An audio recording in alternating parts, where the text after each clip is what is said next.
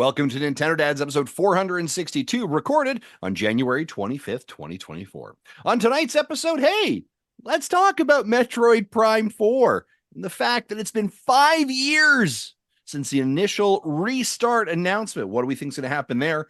Plus, what's going on with a Zelda ride maybe coming to Universal Studios? That and so much more. Jesse, cue the music.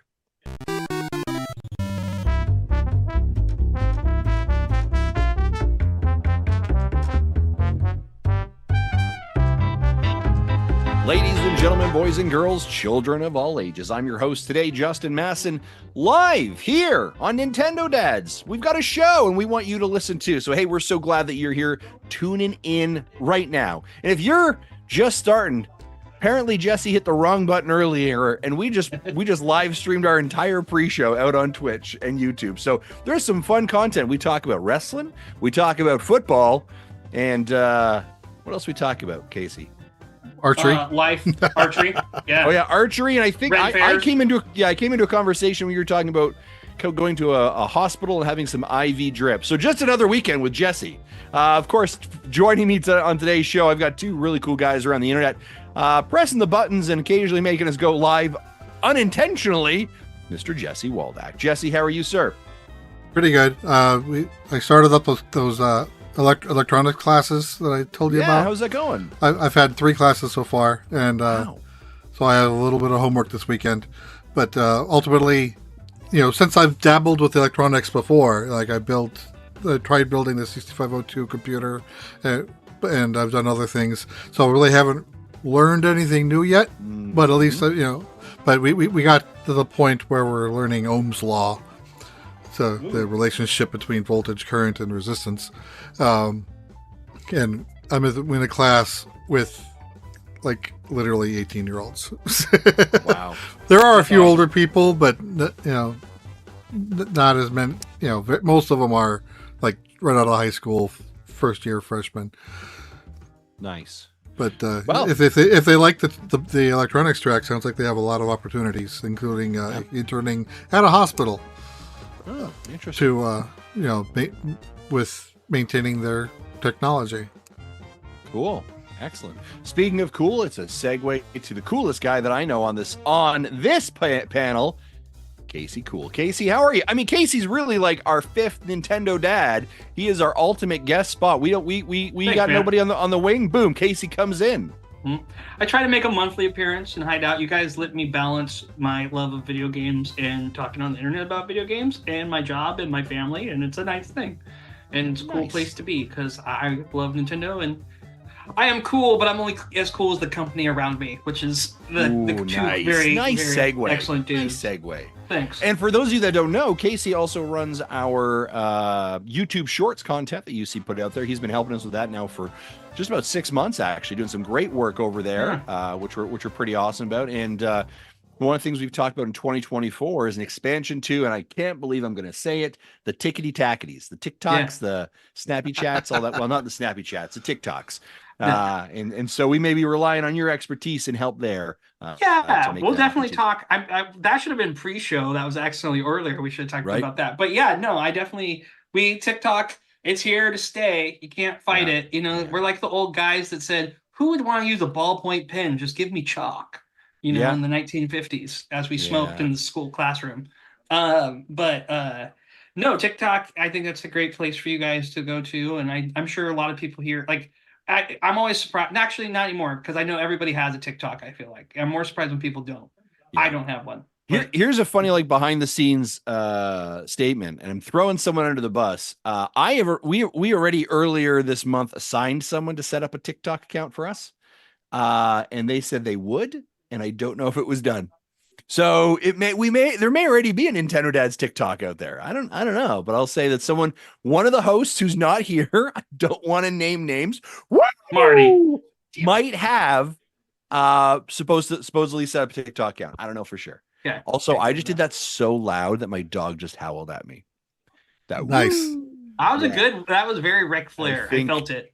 And I think they're sending the dog down here right now. Oh no. Is he okay? Is he having a heart attack? Are you okay, buddy? Yeah, there he is. He's in there. Yeah. Hi, bud. Hi, bud. Yes. I know, right? I scared you. I'm sorry. Yes, you did a Is good that job. a golden doodle? He is an Irish setter doodle. Nice. Oh, that's why he's got the red. I love Yeah, it. he has got red. Yeah, yes. So, yeah, right, I buddy? like it. Irish setters are pretty. That red's a Oh, pretty. there he goes. I Yeah. have a golden, and Mm, I wanted a red one, and my wife had a lighter one when we started dating. yep, That like I ended up pairing, so we met in the middle with orange. that's fair. You know, yes, it's fair. You Yeah, know, dogs. whatever Dogs are gets me the dog. right. That's exactly. Dogs are pretty awesome. This guy is pretty good, but I did scare it. I did scare him. Mm-hmm. You're okay, buddy. Cashel, you go see Just sister. he just Cashel, loves how you, you doing? protecting you. That's a good Okay, you're dog. grand. Yeah, he's a great dog. All Yeah. right. Well, speaking of, I mean, we can be the sports dads. We can be the food dads. We can also be the pet dads. Who The knows? Nintendo dog dads. We just do Nintendo, only exactly. podcasts on Nintendo. Yeah, it'll. Dogs. You know what'll happen is eventually, just like when Nindogs, Nintendo, what was Nindogs. That's what I'm thinking there? of. Yes. Yeah. I was like, what is that game? Yeah, when that eventually comes out, there's a whole podcast based on that. Ladies and gentlemen, I digress. We do have some news. Believe it or not, we're going to jump right into it, shall we? Yeah.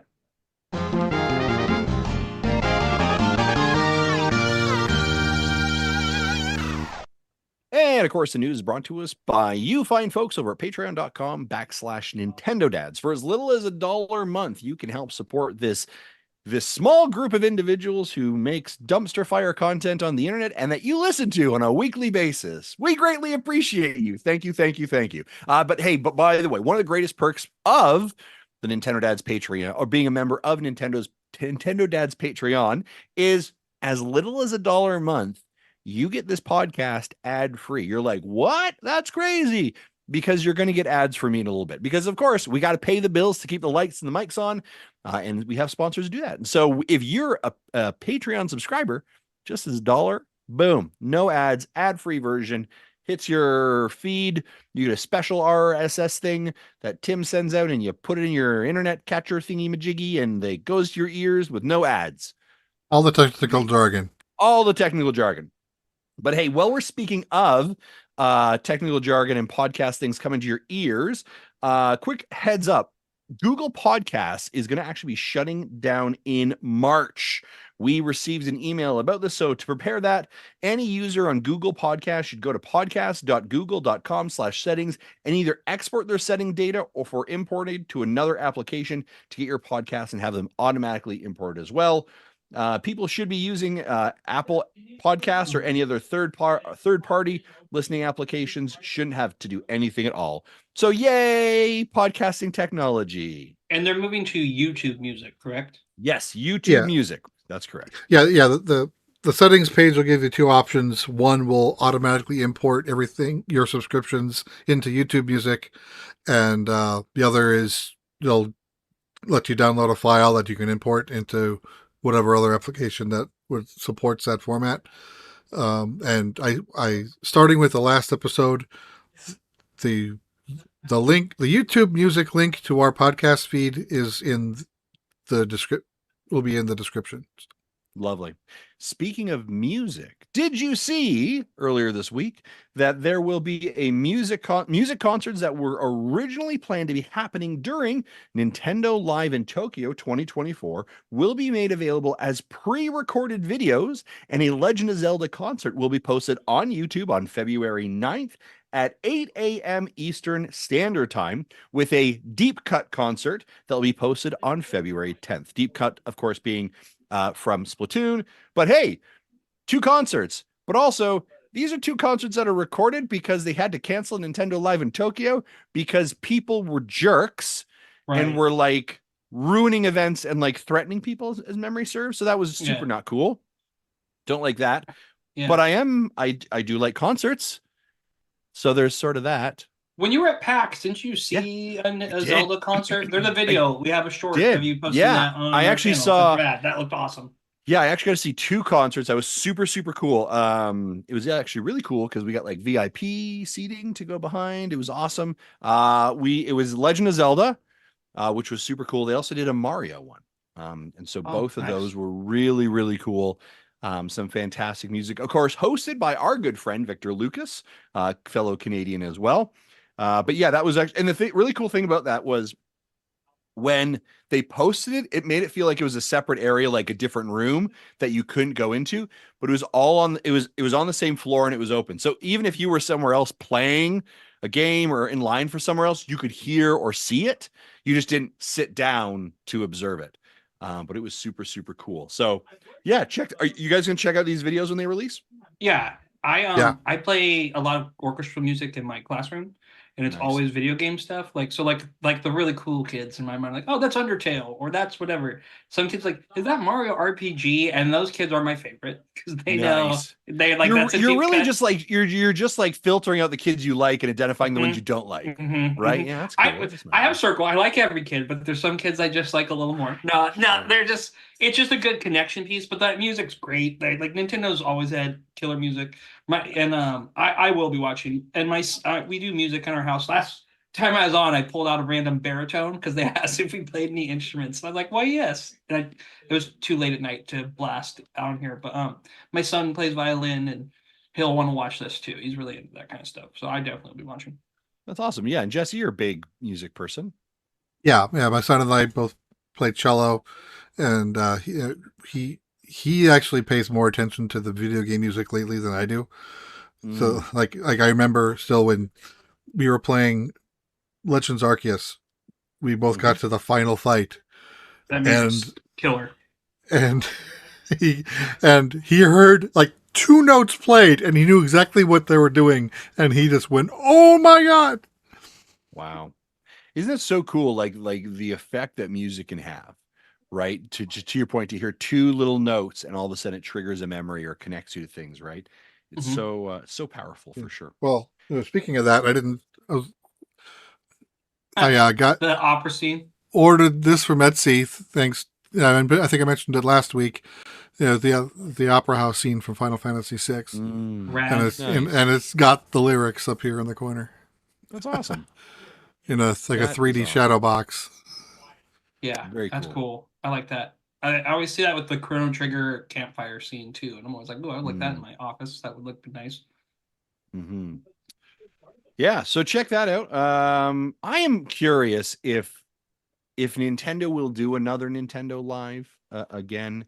I was interesting. I did press Jim when I had that interview with him back in September. I was sort of like, hey, you got this one here and you got one in Tokyo. This is obviously before it was canceled. What are we doing next? Are we coming back again? I really hope Nintendo does a Nintendo Live back in North America. I think it was such a special event. And I think it'd be just amazing for more people to experience that. Yeah. And I love the fact that, it's just a celebration of some of the amazing stuff that Nintendo does. And it felt inclusive and felt welcoming. So yeah, hopefully they come back and hopefully this didn't scare them off either. So, or I would like to see maybe some more in Europe too would be cool. And just their other big places. I can see that. Nintendo's for everybody, right? So that's a cool thing. It's a good event to have. 100%. That was. I think the Tokyo event was supposed to be this week. Yeah, it was. Which is why all this news is starting to come out of it. Yeah, exactly. Okay. Yeah, no, Nintendo Live for me was like this amazing bucket list thing. I was like, holy cow, I can't believe that happened. So that was awesome.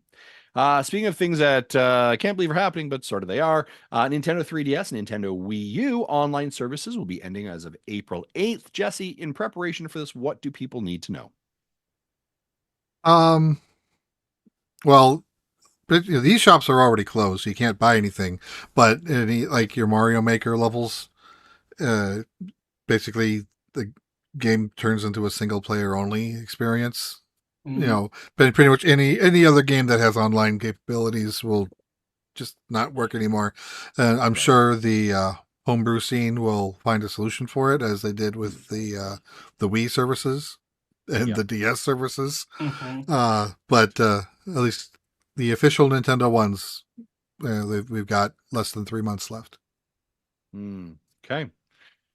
So if you're still doing the things with the stuff, you should do it. Yeah. You should do it. And also talk to us. Let's get you a Switch. Exactly. Yeah, if you're just like holding out. Hey, yeah, it's time. Yeah, I mean, I turned my 3DS on when I went to PAX West, and I was shocked to like be street passing with people, and it was That's like there was awesome.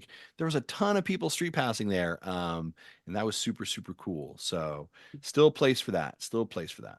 Yeah. Speaking of a place of new content coming out and getting people excited, this week a new trailer for, or sorry, a new trailer for Princess Peach Showtime was revealed and dropped on Nintendo's YouTube channel, so you can check it out there as well. We're sharing it. I think it's actually shared on our Facebook page as well, so you can check that out. Two Yeah. new transformations were revealed: Ninja Peach and Cowgirl Peach, and respectively showing what those new two transformations are doing. Princess Peach Showtime comes out on March 22nd, available for pre-order now as well. Jesse, Casey, you guys excited for this? Very actually. Yeah. My daughter is 5, and she has Nice. finally gotten an interest with the video game. With the I sound so old. With the With video video game games. with the video games. No. So my son loves games, and he plays like Roblox. He loves Nintendo. We play Mario RPG. So we play Mario Wonder. We have the short where she's Princess Peach, I'm Yoshi, and she's riding that I put out. But she really likes that. She loves Mario Kart. And she's not too interested in Pokemon. She likes Pokemon stuffed animals. She likes watching the show. She's like, I don't want to play Pokemon. She goes, because I don't read well enough yet, or something along those Mm-hmm. lines. But she sees that Princess Peach game and she goes, Dad, I would like my own controller. It needs to be pink, Princess Peach. And Funny I you want to say get that. yeah. The pastel pink Joy-Cons look very nice. I'm gonna get her a pro controller. If there's a pro controller version though, I want her to have that. But this is a day one for me because I this is something like my son and I, when he was younger, really bonded over like Paper Mario and Luigi. Luigi 3 was our big like, oh, we can play, even though I don't like Yep. Luigi 3 for a lot of different reasons because controlling is not the great. It's fun, there are a lot of fun aspects, but yeah, this game looks, I'm finally glad they did a game just starring Princess, and it looks fun and it looks exciting, and my daughter is interested, and it's like I'm jumping at the bit for this, so I definitely am getting this the day one. And for those of you that may have missed it, of what was also being implied there as well, is that there will also be brand new Joy-Cons that will be coming out on the day as well. And they are a nice pink Joy-Cons. They call them Yeah, pastel pinks. pink. Yeah, I was like, I'm literally going through the press release. I was like, there's a specific word these are. Pastel, Nice yeah. pastel pink Joy-Cons coming on March 22nd as well to coincide with the release. So if your daughter wants some pink Joy-Cons or a controller, man, she is set. They Those look actually, cool. yeah, they They do look look nice. good. You know what? Here's the thing I will say about all the Joy-Cons that Nintendo has put out. There have never been any that I've been like, that's horrible, right? I've liked the pastel line that they've put out recently. The problem with Joy-Cons, and I know Nintendo, you're listening, and we love you. It's the quality of those Joy-Cons. You're killing me here. Yeah, You it's are killing me with drift. I think we all have said it, right? Like they know it. There's some class action laws to it. That's why you can get Yeah. them fixed for free. I think in like last time I was on, the questions was like, what's something you guys hope, or like what has to happen for Switch 2? And Tim and I were both like the controllers. Clearly, Yep. like the Joy-Cons or whatever reiteration of them have to be, it gotta pass the Nintendo seal of approval. Like that to me, it doesn't have that golden sticker. The Joy-Cons don't. Joy-Cons are like, hey, we're trying something. They kind of work. They're cool in theory, but they wear out really fast. Yeah. That's why I'm also more wary to get my daughter a Joy-Con versus a. For I'd sure. like to have a pro controller, I, just less issues. I think we've spent some time in speculation station talking about what we believe the Switch 2 will have, right? Choo Yeah. for sure. But I think that like whatever it is, Nintendo knows their like the shot they took on the chin regarding Joy-Cons. And so whatever that next Switch 2 is, that if they go with the Joy-Cons again, those will be like super deluxe improved version, like whatever you want to call it. They're not going to take that one on the chin again. So I think it'll be interesting to see that will probably be the most I think that'll be an area that I think everyone will look to see. Is it repaired properly? Is it resolved properly? Have they done something differently here to make these better? Infrendo says his youngest son wants the pink Joy-Cons, but the son, according to him, the son is calling them salmon colored. That's fine. Whatever works. Nintendo will say it's pastel pink and whatever, but yep, that's fine. Hey, I wear a pink shirt. It's okay. I like pink. Pink's a good color. It's good. But no, I'm wearing purple. Yeah. The PR also says that the Joy-Con will be available in the My Nintendo store. So that mean they'll be available on the web, hopefully. Interesting. Maybe. Yeah. And in addition to select retailers, whatever that means. They didn't say which ones have been selected. Yeah. The very special select. Do you think at the Nintendo Live we're going to get some info, or do you think they're saving stuff about the Switch 2 for a different day, different time? Nintendo Live? At the Nintendo Live event that you were talking about earlier, like the concert. Do you think there's going to be some PR about it? No. If there's anything that I don't think so. If they would do anything, you might have a first hands-on with the new Donkey Kong and Mario game. Yeah, that might be there, but they really don't use that as a PR beat. No trailers.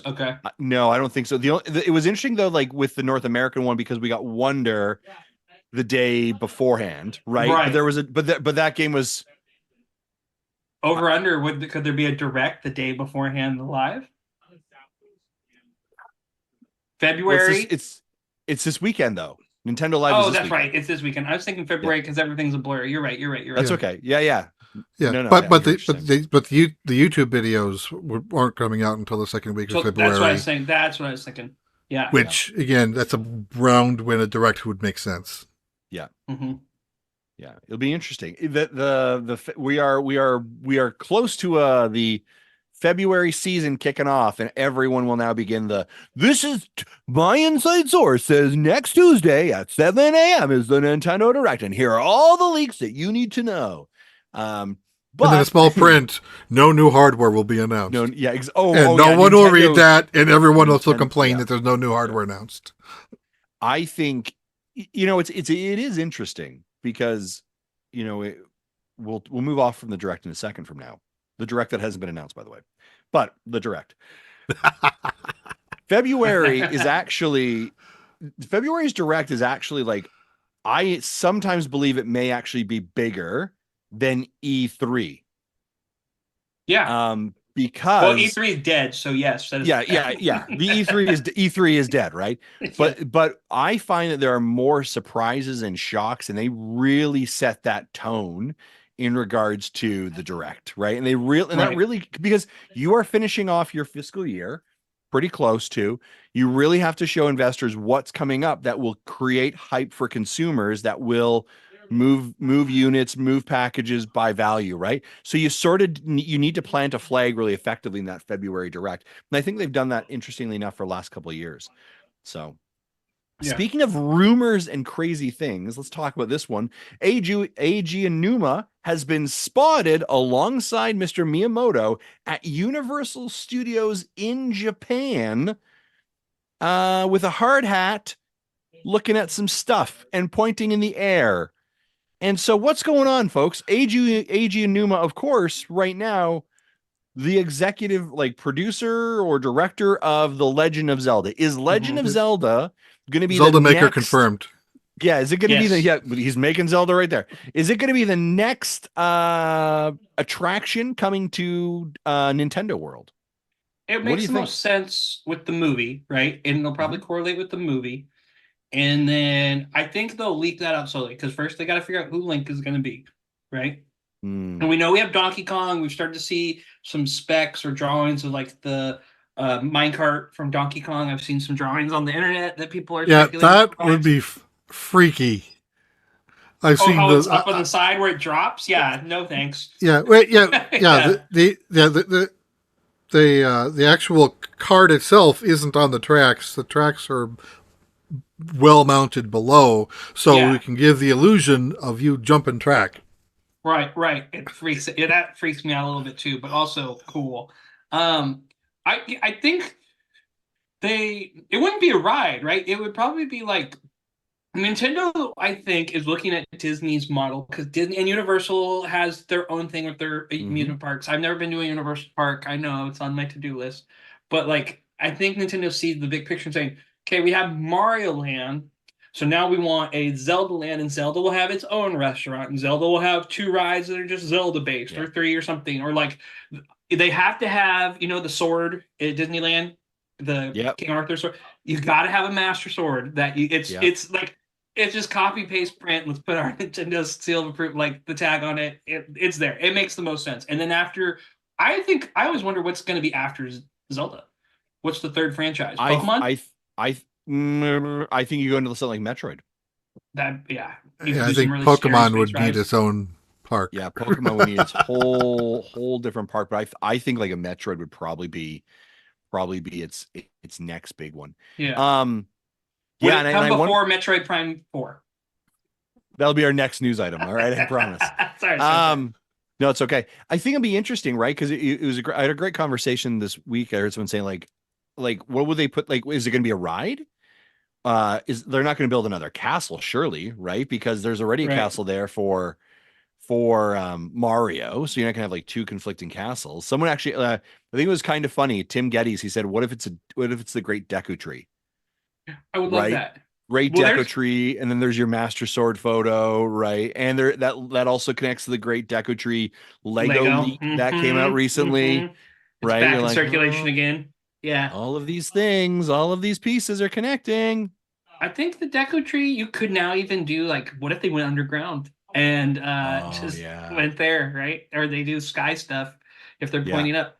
Um, yeah, you can't have two castles, right? I got that makes sense. So the Deku Tree would be it. That would be the tree of life, but you have to have the Master Sword in front of the Deku yeah. Tree. And I think you also sort of like the challenge with Zelda, The Legend of Zelda, is which which one do you want to choose? Do you know what I mean? Because like you could do you want is it Oracle of Ages? Is Wind it Waker, Wind Waker? Is it just Majora's water Mask? rides. Is it Breath of the Wild? Right? And I Yeah, think and I almost think like Breath of the Wild is probably the smart one to do because do you yeah. remember when Yeah. Nintendo released Breath of the Wild at E3 or previewed at E3 and their entire E3 booth was Breath of the Wild? Yes, Like and it everyone was loved it. like everyone loved it. Like lift and shift some of that stuff out of storage and like build kind of a township around that, right? And bokoblin camps and some of the great champions like that could play really really well. I think it's gonna be Breath of the Wild is the highest selling Zelda, right? Of Yeah. all time. And then Ocarina and Tears of the Kingdom's up there now. I think it surpassed Ocarina finally. But I could like We'll Deku find out next Tree. week, I guess, We'll find out next week. Yeah. I or think maybe um 2 weeks. I think the Deku Tree would make the most sense because it's within all three of those games. But like it would be cool if like, hey, Toon Link's here. What you could kind of blend and match the different type of Yeah. links. I Yeah, or do I you would stick with the theme? I could almost see it. And I know like in the Mario world, Nintendo world, like Mario, you need to like you can go around and collect things, right? You can take pictures and or I think, but You like get the what it wristband and you can yeah, but like what if in the Zelda camps you need to collect links, right? And it's like there's the 8-bit link and there's the tune link and they're sort of like blended and hidden around things and so you have to find them. Do you know or what I it's mean? So shrines. you They just do yeah. shrines. Oh wow, that'd be pretty cool. Yeah. Yeah, you're like, oh, let me go. I got four shrines, and then you can get a toy heart or you get a Yep. toy stamina piece at the end. I Yeah. don't know what that would be, but you There's a get lot something. there.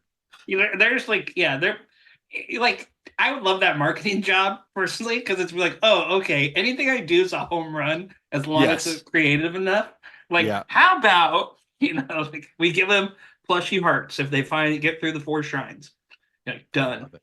right? Yeah, it'll be exciting to see. It'll be exciting to see it continue to Ninfrendo says find all 1,000 Korax.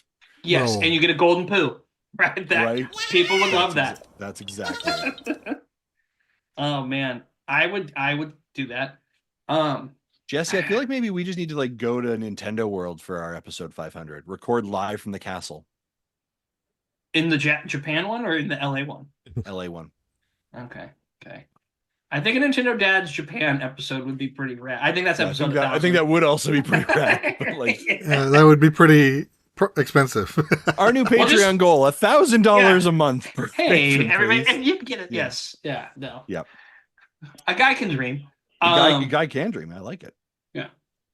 Speaking of dreams, ladies and gentlemen, I can't believe I'm saying this. I want you to like close your eyes with me. If you're driving right now, pull the car over because I don't want you to get in an accident. I want you to like close your eyes and I want you to imagine 5 years ago. That's right. 2019. All right. We're all feeling young and fresh. A global pandemic has not come across and destroyed our world. I'm still living in Ireland, as a matter of fact, at this point. Right. And all of a sudden we get a Nintendo post. We get a title card and a executive standing in front of a white screen, which is never, if you're a Nintendo fan, a good sign because things are going to get real fast. And we're told that right there and then Metroid Prime 4, the game that we were shown 2 years ago at an E3, the first E3, as a matter of fact, shown in June of 2017, that it was in development, that people lost their minds about, has been in development for 2 years, has stopped. And they're starting it over from scratch with a new company, a new developer, because they have not been happy about the progress. Fast forward to 5 years later, and the game is still not out. Nor do we know anything about it. Or do we know anything about it? We are on the edge of like the precipice regarding Metroid Prime 4. Surely we have to learn more about it soon. Also, this is one of the biggest blunders of Nintendo marketing campaign that they have done in years, because they are typically not a company that like tells you what's in development years and years out. This is now, when it comes up to July or June of this year, 7 years, over half a decade since we were first told about the development of this game, and nothing has. And then maybe you're like, sure, Justin, Nintendo is not still doing it, are they? It is still on their financial calls when they're asking about what games are currently coming to Nintendo platforms. And Metroid Prime 4 is announced with a TBD. Casey, and I Jesse, think like a temporary name with I think too still. We don't have. I think it's only Metroid Prime 4, right? I don't think we have anything else. Yeah, because it'll likely have a subtitle, but we don't know it yet. Yeah, game you've waited far too long for, right? Metroid is what it's finished. Yeah, done. Done. Casey, Jesse, how do you feel about this? I mean, it's like, if you look at it holistically, obviously we all want Metroid Prime 4, but wow, what a journey this has been, hey? I'm over it. To be honest with you, like, it's I would love to see it. It'll be great. I know people love it. I know people are really happy with the remaster. It's like Mother 3, you know, like at that point I put it in that zeitgeist. Cool if it happens, but I'm not hoping or like putting my money in that basket anymore. Yeah. If it does come, it'll be at the very end. It'll be probably at the turn of Super Switch. I'm gonna start calling it Super Switch. Yeah. I really want that name. So I think it'll be a Super Switch title if and when we do get it. And maybe you can get it on Switch 1. I like the name NVC has been using, the Switch. The Switch. Oh, the Wii. Yeah, I like that. So they've talked about like the eShop stuff's carrying over on this next generation, like Nintendo's talked about, which I'm very happy about, and backwards compatibility, which is great. I really hope the Pro controllers carry over, to be perfectly honest, because those are great. That doesn't get enough love. I don't think we see Metroid Prime on this iteration of the Switch. Really? I think it's gonna be cross-generational. Yeah, or it'll be like Breath of the Wild with the Switch and Wii U. Yeah, I think they made such a to-do about it, right? And they know that they always get questions about it, and it's if you look at the YouTube comments on any time a Nintendo Direct comes up, Metroid Prime 4, that I think that they sort of have to commit to it. I think it's going to be cross-generational for sure. Yeah, I could see that too. I think that actually makes the most sense. Like, hey, we're shipping off Switch with the thing we promised, and we had to redo. Which I actually respect Nintendo a lot for saying this isn't good enough. Yeah, right? Like, what's the online game that came out in December and the servers already shut down? It looked like that company was a scam. There was this big up to do about that online Yeah, game that I know what you're talking about. and but I'm not even gonna give them the publicity and say their name. You guys can Google it. I think it just shows more of them to ownership, and like we're seeing a lot of layoffs in the video Oh, game industry, right? oh, Today at Microsoft, right? There was the 1900. 200. Thank you. I was gonna say about 2000. And I saw a quote from Iwata today talking about like if we start firing people, it's going to lower morale. And however, people with lowered morale that are worried about their jobs going to make great games. Yeah. And granted, like Nintendo was in a crisis because they bet the Wii U did not do what they thought. Mm-hmm. Where this is more of, hey, we took on this big group of people and we need to cut the fat because it's a conversion of companies. It's a different situation. More specifically, we only released one game last year and it didn't sell well correct. because we gave it away for free. Because we give everything away for free. And then you have like the Ubisoft exec talking about how does this business model work? Right. Yeah, I think I'd rather wait for it to be good and right than rushed. And so I think dual console is the way to go. And I did verify when the next financial report comes in, 2 weeks. Okay. 2 weeks. Speaking of, and because you kind of broached this subject, Casey, also this week that I think probably got buried also off this 1900, Riot Forge, or League of the folks behind League of Legends let go 500 people, and shut down the Riot Forge initiative. For those of you who don't know what the Riot Forge initiative is, this is where Riot took their IP that are associated with stuff like League of Legends and took ideas and stories and associate with them with indie developers to create games around this. So this is where you saw stuff like Song of Nunu that came out recently. And you played that, yeah, played and reviewed. I thought it was fantastic. They've actually got a world builder or sim kind of coming out. It's like 4 or 5 of those games now, isn't there? Ended up being 6 in total. Yeah. They were actually quite good. I actually they were all very unique, and I wasn't a huge League of Legends fan, but by the end of it, they were quality content of great games. I enjoyed a lot of them. But yeah, that was another 500 people let go as well. The running total at this point for the games industry in January alone for layoffs is near 6,000 people. In 2023, the total was near 10. 10,000 or 10? 10,000 people. So, we kind of continue to roll into 2024 with the video game industry on a razor's edge in regards to talent, in regards to hard layoffs. And yes, there is capitalism and it's all of those pieces around it, but all this to make a financial report look better, and it's we're talking about these are people's lives. Right. These are people's lives that are just all of a sudden just thrown out. And the other part of it is why isn't it ever the executives?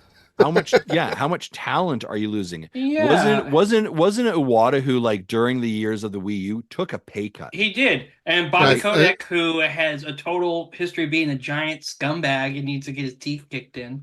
Yeah. He gets a 400,000 or 400 million. It was a big chunk of change. I think 400 million bonus. Yeah. That guy is a dude that if I saw him, I'd give him a wedgie. As a grown man, I'd be like, hey, and then I just atomic wedgie him and I'd push him over. I don't, he sucks. He sucks so bad. It wasn't, I don't think it was just Iwata. I think a majority of the Nintendo executives did. Miyamoto and the others is all. Do you think too it's a cultural thing, like the culture at Nintendo and the country of Japan too? They take more honor and pride in what they do, and we're seeing American capitalism not take. Well, my understanding is a lot modern Japanese businesses are starting to get to the point where they'll fire people just like North America businesses will.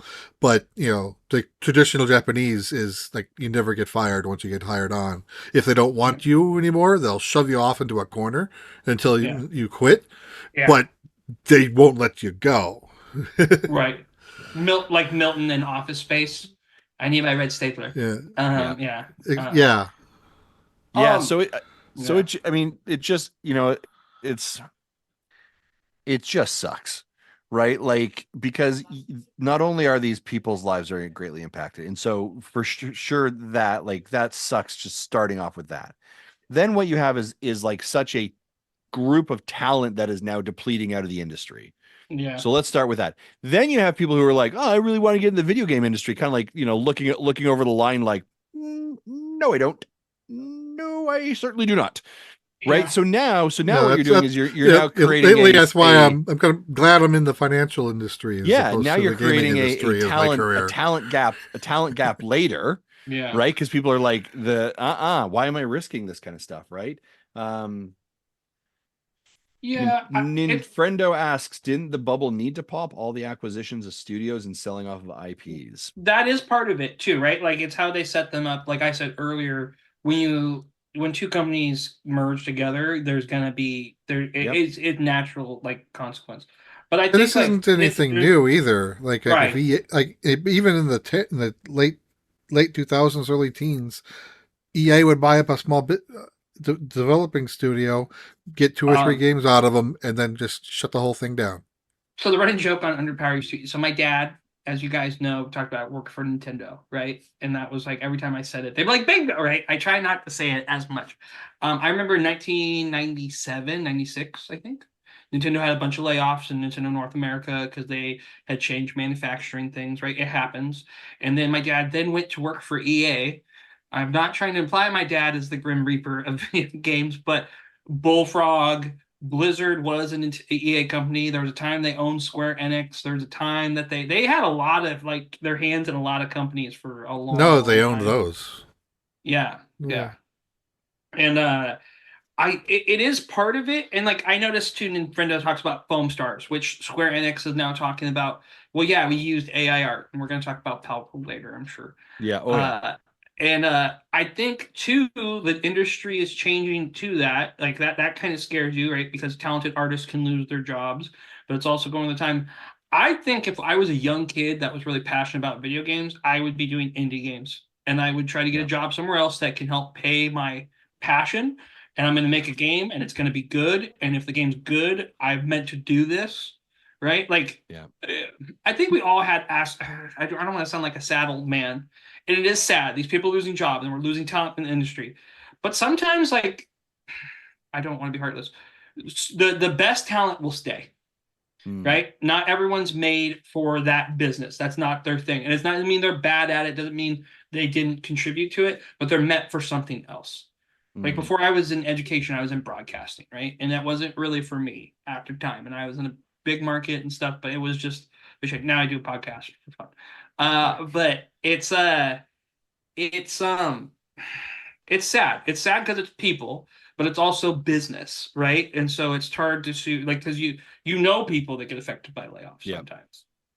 I don't know what you do. I it just and it's like it sucks. And that's all you can say. Sorry. Yeah. I Yeah. feel really bad for you. Yeah, and I think like what it is as you roll credits on a game or whatever, like just appreciate the folks who put their time and creative energy and talents behind these games that you enjoy so much, Like right? Jesse Because Waldack did in Sea of Stars. I saw that's his name. exactly it, right? Yeah, right. Justin was also in there. Did that as Yes, well, yeah. Justin was too. Yeah. But listen, we funded. We did not actually Yes. do any No, actual no, work, right? But no. like people who are talent lead designers and artists and Right. like all Music of those composers. things. Yeah, like it is a tough industry, right? Yeah. For sure. There is no doubt. Everyone wants to create amazing things and has hopes and aspirations. And so man, my heart's just out for y'all. Yeah. So Let's transition off of that one to a weird. That all start with Metroid Prime 4, by the way. yeah. Eventually releasing, we're hoping so one day. Let's talk about some releases or updates. F099 is an update is available now for version 1.2.0. It is the addition of private lobbies. Secret tracks have been added and max level increased from 99 to 399. And a star will be shown for every 100 levels. Max skill rating has increased from S20 to S50 also. Anyone here still playing F-Zero 99? I didn't play much because I would like more types of cars. And I know that's a weird thing. And like it's 4 cars with a lot of different skins. Like give me some more like designs. And I think I know it's not traditional to what F-Zero is, but that's that'd fair. be cool. Yeah. People seem to love it though. Yeah. I played an It's a hour great on battle launch, royal. and have not looked back. Yeah, that's fair. Coming out soon, Splatoon 3 expansion pass side order DLC is coming out February 22nd. This is sort of that rogue-like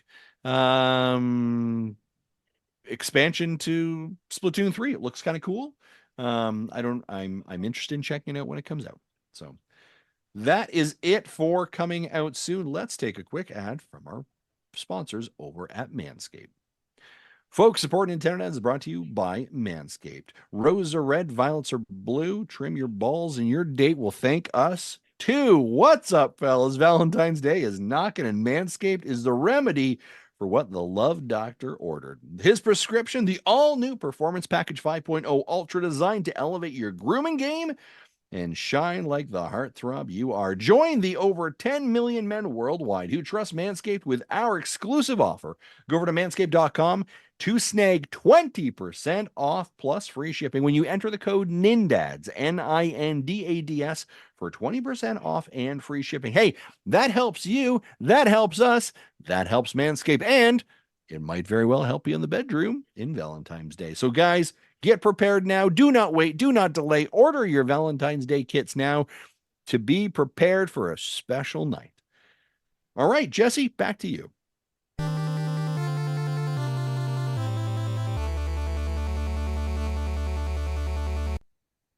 Casey, you kind of queued this one up earlier, and I love the topic. So we're going to talk Palworlds. All right, Palworlds. Worlds, like there's just one Palworld. I think it is plural now that I think about it. I'll double check. It's Pal's World. No, how many ways can we say it? Pal's doesn't. No, it is Palworld, not singular. So yes. All right. So for those of you that have been living under a rock, last weekend Palworld took the internet by storm, took the world sort of by storm, and it is can you describe Palworld for us? I'm actually trying to find the quote, by the way. I can. Because the Pokemon Company finally actually released a statement about it. Oh, there it is. I was looking for it. So Casey, tell us more. Okay. Palworld, I think there's 7 million congruent players right now, which is great. Good for Steam. 8 million purchases 8 million today. now. Yeah. Okay. So it's grown. It is a monster-like hunting game that is reminiscent of monster capturing game. So it has that element of Pokemon, but it's also a survival game like Ark, and it's a like hunting game, shooting game. I liken it more to, it looks like Breath of the Wild or more like Genshin Impact with a little bit of Pokemon with a lot of Ark and survival, if you ever played Ark Survival. The big issue with Nintendo saying something is the use of AI art and the developer talking about his history with the AI art. They have a game called AI Art Imposter. He's talked about scanning Pokemon to like get models from his thing in his Twitter. So it's not like a gotcha. He hadn't said he's done it, but there is some things that are kind of like, weird. And then of course all Pokemon fans have gone around the internet like, this has this eyes, it has this thing, it's like this. And there are definitely some similarities. And parody and homage are very different than like outright copying. It's not like a Pokemon fan-made game that's making, if someone's making money. But it's if Nintendo's saying something, they're probably looking at it. And I think it opens up the door because everyone's been talking about the concern of AI art and it taking jobs. And the thing I was going to talk about, we talked about music earlier today. So like the people knew with AI music, like people were going to start copywriting music out of AI. And someone went and made the AI make every type of arrangement possible. This goes to the Ed Sheeran lawsuit too, for those that are music fans with the Marvin Gaye estate. Mm-hmm. And Ed Sheeran's family or his group had to make a court case. Like they went to that same progression that's in his song. That's also a Marvin Gaye song. They went back to the 1600s to show you can't own a progression because we've all had these progressions and you play it slower or faster, right?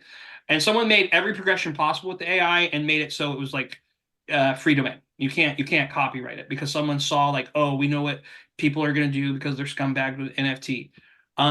If anybody's gonna fight the good fight for AI art and how it's used, it will be Nintendo.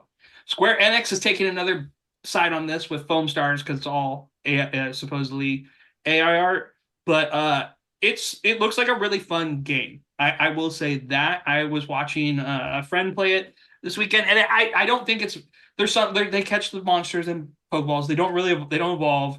They put them into slave labor in like crafting houses, and they make them build things. It's a very different game overall, but it's And a phenomenon. And yeah, that's exactly it. Like I mean, it was described as Pokemon with guns, right? Yes, And so there's a couple like very interesting nuances to this. So yes, first, it was available on Game Pass for for free. Microsoft for free. You know, Microsoft, the company that's been playing nicely with Nintendo, now has a game that looks very much like a Pokemon game. Now, I'm just saying. Now, here's the important thing you do have to recognize: Nintendo is not the same as the Pokemon company. These are indeed two Right. different companies. Nintendo has a large share in it and does have a large influence there. But the Pokemon Company is something very separate. So this actually today, the Pokemon Company actually put out the following statement. We have received many inquiries regarding another company's game released in January of 2024. I We think it's have funny not that they didn't even I give know, them the right? respect to mention the name of the We have game. not Not granted gonna. any permissions for the use of Pokemon intellectual property or assets in that game. We intend to investigate and take appropriate measures to address any acts that infringe on intellectual property rights related to Pokemon. We will continue to cherish and nurture each and every Pokemon and its world and work to bring the world together through Pokemon in the future. Signed, the Pokemon Company. I pick you, Pikachu. So that is the Pokemon Company's response, which is a very kind way of saying, yeah, we're aware and our legal team is having a look at this thing. Yeah. Yeah, So they've what do you already guys taken think? down like a fan There was a mod. mod. Yeah, that replaced the pals with Pokemon and the player model with Ash Ketchum. Yeah. And it So, looked great. I'm gonna say that. I just want to let you know it looked really good. Like I like, oh so, man, those Pokemon look awesome. so they took down the mod and YouTube videos of people talking about the mod. Yeah. So which In- that, but Interesting they haven't done Go ahead. anything else yet. Yeah. Interesting comment I want to like put to this group from Ninfrendo. And I think this is sort of one of the other points that I hear regarding Palworld Mm-hmm. is the statement that a lot of people have, and I'm going to say it directly from the chat here. Again, thank you for being here, and Ninfrendo, I appreciate Yeah. the question, which is hoping Palworld will shake Game Freak / Pokemon Company off of their stupor. Yes. There is no doubt that the Pokemon Company for the last several years has put out let's say games that are less than great. The idea is great, but the polish is not there, right? And It's they're Yeah, very three-fourths much baked. I don't appreciate the 10 frames a second. yeah, right? And they're very much kind of chugging along to the Pokemon machine, right? We have cards, we have costumes, we have cartoons, we have We t-shirts, have we a have all of 3-year these things. cycle. We do this, Yeah. rinse, repeat. We make billions of dollars. Done. Yeah, Right? Yeah. exactly. Um does this actually shake the Pokemon Company at all? Do you think that they like are like, wow, maybe our next game we need to give Pokemon guns? Like, does it like do No, you think like how do you think that they're looking at these results or they've already these given responses? Pokemon guns. It's called Digimon. Ooh. And no, I think what they should look at is like, oh, we can make our game look better. Like, look at Mm, how people like Nintendo. The Scarlet Violet's like a leak into that open world at esque type play, and Power World's nailing it because one, it's on PC and it's stronger. And I know there's like some rumors. I wanted to bring that up. We have talked about like on some station about Nintendo going to PC or being available on PC in like 2 years possibly. I think though, what if I'm the Pokemon Company, I don't know how well of a lawsuit you can build, right? Because it's not 100% clear. It's a very different game. The fan mods got shut down very quick. That guy, the guy who made the fan was like, Nintendo's coming for me. Like he wrote a very like dark tweet. And it's like, oh no, they like my family's in danger. I was like, blink twice if your family's in danger, you know. But the I think they should just know like, oh, we can make a better looking game. People need to expect more. We've all Pokemon fans have been saying it. So competition's good. And Jesse, yeah. Yeah, Jesse, what do you think of this? You're a resident Pokemon. Yeah, I think they're definitely looking at what this game does differently, but I don't know if they're going to incorporate any of that. They're definitely not going to give the characters armaments. No. Being more of a survival game, that's not a Pokemon game. That's right. So I don't know what they're going to do with this, but they definitely are paying attention. And they're seeing 8 million sales and over 2 million concurrent players on Steam, which is apparently now the second highest game ever outside of PUBG. Wow. Yeah. Where does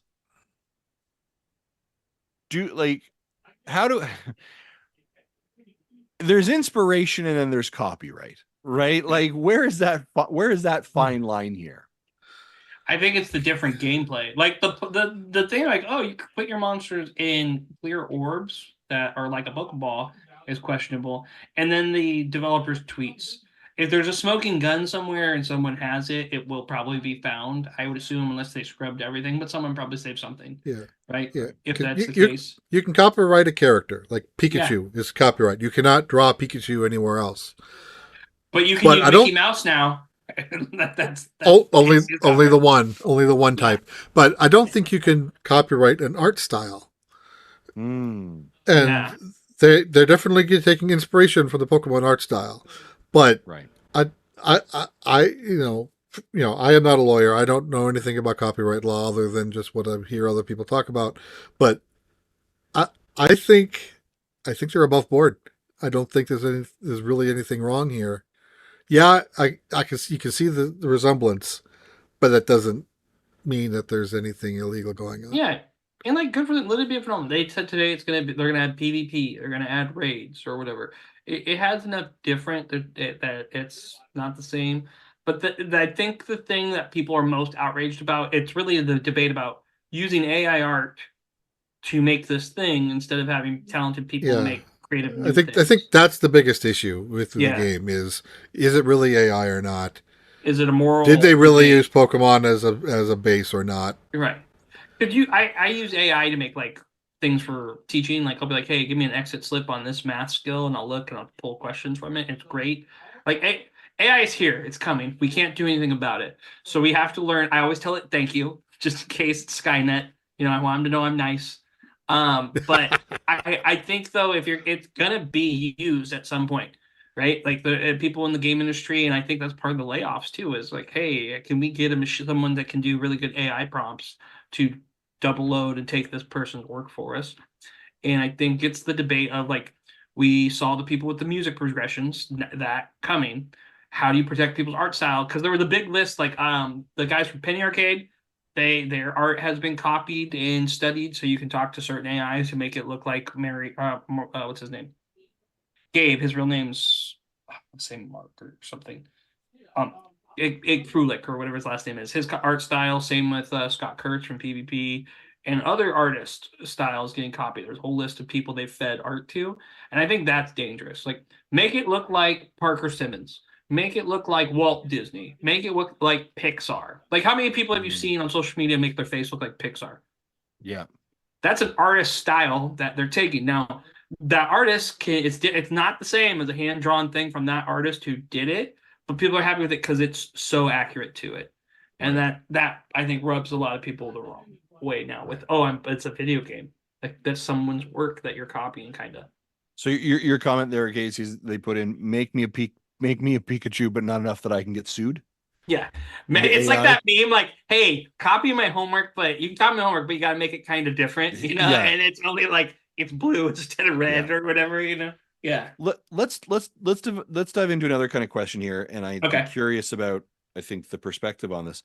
Why is this game the number two most like so popular right now? What is it specifically? It's fun. Is it like obviously it's fun, but there's tons of other games that are fun. Like, It's is it the also fact that it's also low end pricing. It's like $27. okay. Yeah, Okay. it's $27. That's it. The price entry is really low, and it's free on Game Pass. So we haven't even seen the Game Pass numbers, right? That a Yeah. lot of people are probably playing on. And like, yeah, Steam. It's a $20 game, $25 when you're paying for like Cyberpunk that's not fully finished, right? Like we pay for so many big titles, Starfield, or people play that for free too, technically. Is there also like a connection of like sort of nostalgia? Right? Like, hey, I used to play video games. I used to remember playing Pokemon as a kid, and now there's this game that looks pretty kind of like Pokemon, and I'm a bit more mature, and now Yeah, the monkey's carrying a gun. This is It's like fun. Fortnite Also, is because it? I can craft. yeah. It's the kids that have grown out of Pokemon that haven't yet grown back into Pokemon like we all have, but Yeah. they want the Pokemon like experience that is more mature, and I Or it's think that those, yeah. I think it's that, and it's the 20-somethings that miss crafting in Fortnite.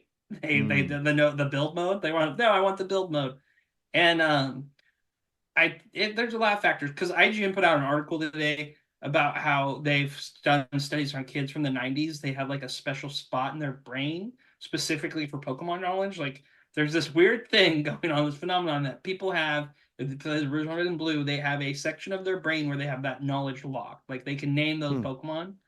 And I think index order. yeah, some of them, yeah, and it's good, but it's also scary. And if anybody's gonna lead the fight on how we do fair AI art, it'd be the Pokemon Company and Nintendo. Yeah. But to answer your question, it's got to be fun. Like people have to like it. I think that's the biggest thing about video games. I'll talk about it later about hate playing a game, but it's got to be fun. Yeah. The only thing I remember about the original Gen 1 Pokedex is the number one's always a grass type starter, and Pikachu is 25. Every time. Nice. Every time. Let's dive into a rumor. Jesse?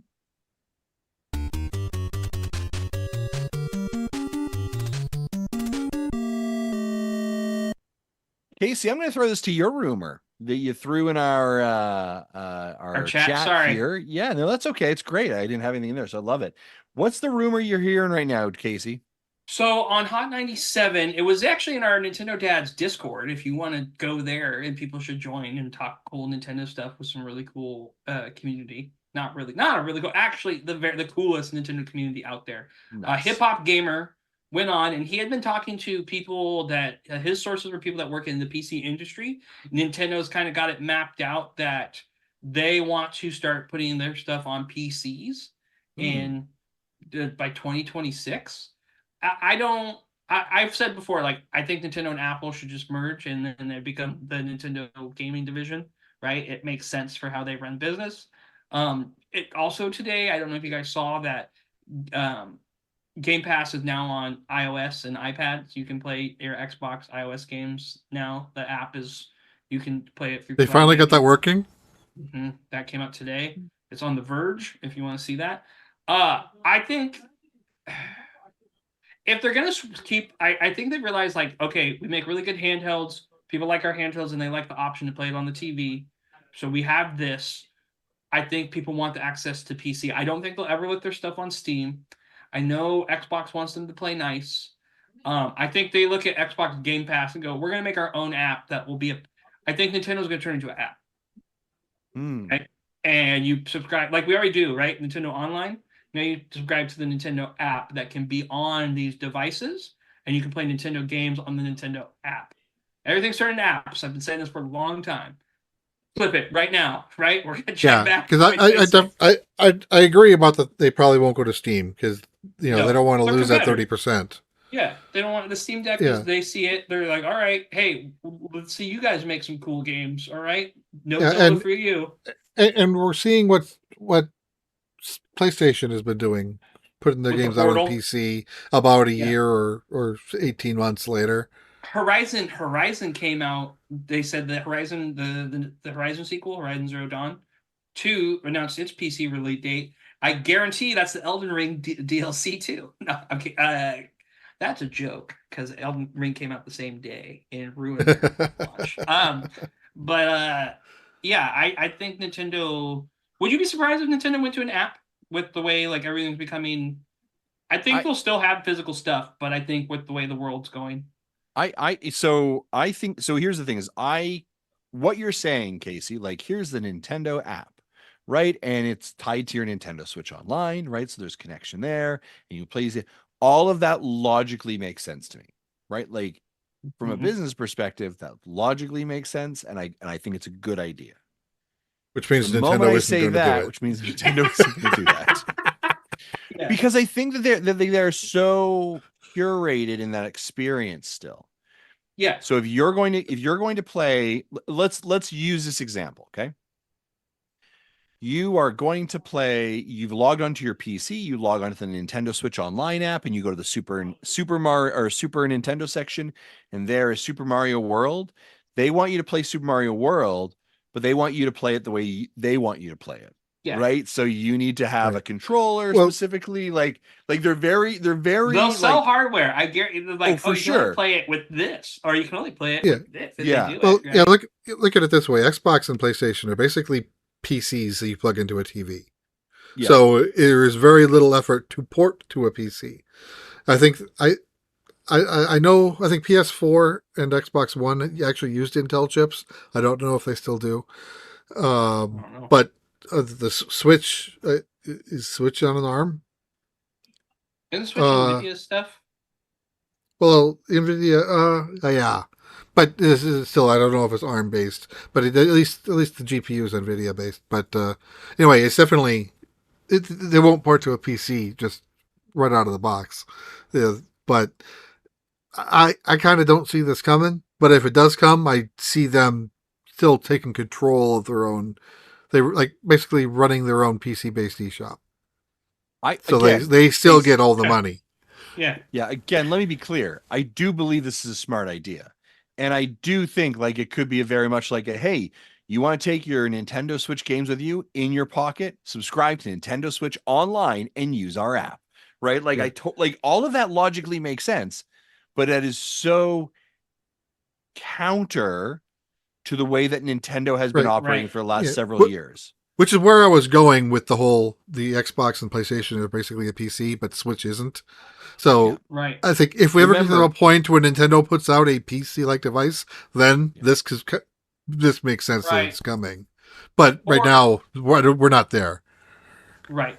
Or they just go, we have these titles on our digital platform, but you have to own our Nintendo device to play these marquee games, which is a Nintendo move too. And then people will complain about, I want to play Zelda on the app. Well, but sorry, it won't be on the app ever. It's like, hey, is Zelda ever going to go on sale? No. Maybe in 8 years, and it will be $40 instead of $60. Yeah, exactly. I mean, like I love that idea, but then I'm also like, this is also the same company that believe to do voice chat, they need to use a third-party app and some weird wiring configuration. True. That also is like, hey, we're 5 years into the life cycle of this thing. Do you guys just want to turn on Bluetooth so that people could use wireless? That's the weirdest thing. Hey, done. Like what? That has been there the entire time, and y'all just didn't turn it on? Yeah, we're bored. Like we didn't think Bluetooth was catching on. We didn't know. No, you're absolutely right. I also think though, is that's funny. Bluetooth, just they did have it that whole time, right? Mm-hmm. That I lost my train of thought here, so hold on, let me go back because you got me with the giggle. The online aspect with Nintendo and what they do, like we all know, like Nintendo was actually the first to go online, right? With the Super Nintendo, it had an online feature that a lot of people don't remember. They had this weird internet connection. You're thinking of the Satellaview? Yeah. Right, that was like in the late '90s on SNES. Yeah, it was all in Japan. I think that was more of a one-way communication, though. I don't know if it was two-way, but it's very caveman. But they were able to download the game to be stored on a RAM, basically on a flash cart, and then while the game is being played, they can have someone commentating or talking in real time. So that was also part of the broadcast. We talk about them talking about the third party. Look at Microsoft now, though. Everybody's pushing to Discord instead of don't use our sound stuff. And like, I know people always freak out, like, oh, Xbox is pulling voice chat logs. We're like, we're gonna get canceled. Oh no! Especially if you played Call of Duty in the early 2000s or Halo. But I think Discord is just the preferred thing. So maybe Nintendo was a little ahead there because they're like, I don't want to deal with the trouble that comes with this. There's companies that do it better. And when you looked at old PC gaming, I don't know, did you guys ever use Ventrilo in the early 2000s? I have. No. So if you played World of Warcraft, Ventrilo was how you had to talk to your guild. It was EverQuest for me at the time. Yeah. And then we had I actually ran the TeamSpeak server for our guild for a bit. TeamSpeak was also a big one, right? Or what was the other chat? That was big. There was another gaming chat that you had to be invited to. RC. My wife probably knows, but yeah. Nintendo will definitely Nintendo it up and be like, hey, we're doing an app, kind of, or we're doing an app, and you only get Game Boy Advance games or something really random. Like, all right, I'm here for it though. I'm ready to ride that wave. But I don't like they've talked about the Switch, the next iteration being at least strong as like the PS4, maybe a little stronger, right? So they're getting to that PC level. I mean, PCs have gotten crazy strong in the last 3 years, but I don't know. I'm all for an app. Yeah, it's so interesting because I think like when and the thing with Nintendo, especially with their hardware, is that they always look at how we can make the experience different. Yeah. Right. And so just sitting with your PC gaming, does that make that experience different? Right. Like what is the thing that's added? Right. That's always their sort of hook. Right. And so it'll be very interesting to kind of see what Nintendo does. But yeah, great rumor. Great rumor. Thanks. I like that one a lot. A rumor that's not about the Nintendo Direct that's rumored for in 2 weeks from now. I like that. I appreciate that as a different rumor. Yeah. Oh, yeah. And again, Nintendo mentioned rumors. Oh, go ahead. Sorry. Nintendo mentioned the X-Band modem. I forgot about that, but that did allow compatible games on the Super Nintendo to play 2-player from different houses. That's cool. It was a landline. It was the first lands. Yeah. I don't know. Yeah. It used the modem, and you had to dial in. So you would hopefully dial into a number local to you. Otherwise, you had long distance charges. Yeah. And that is, again, those kind of cool rumors. I found that rumor on the Discord. So if people want to get connected to Nintendo Dads, they should get on that Discord and talk to all the cool people in there. That 100%. 100%. Let's jump into some of the events.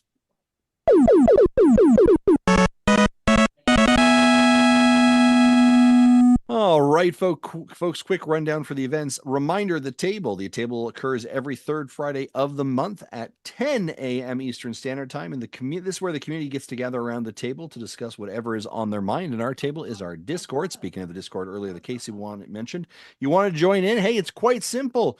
You subscribe to us via Patreon or Twitch, and you get access to our Discord, and you jump in. And listen, people have described it as therapeutic. Right? Therapeutic. It's just hanging out, bunch of friendly folks on the internet who like video games, hanging out and having a chat together. Man, it's always great when community gets together, and I love it. Reminder, Dad's After Dark event. There is the monthly Mayhem and monthly Retro Rewind in the Retro Logic channel as well. Now let's head over to Jesse's Timeout.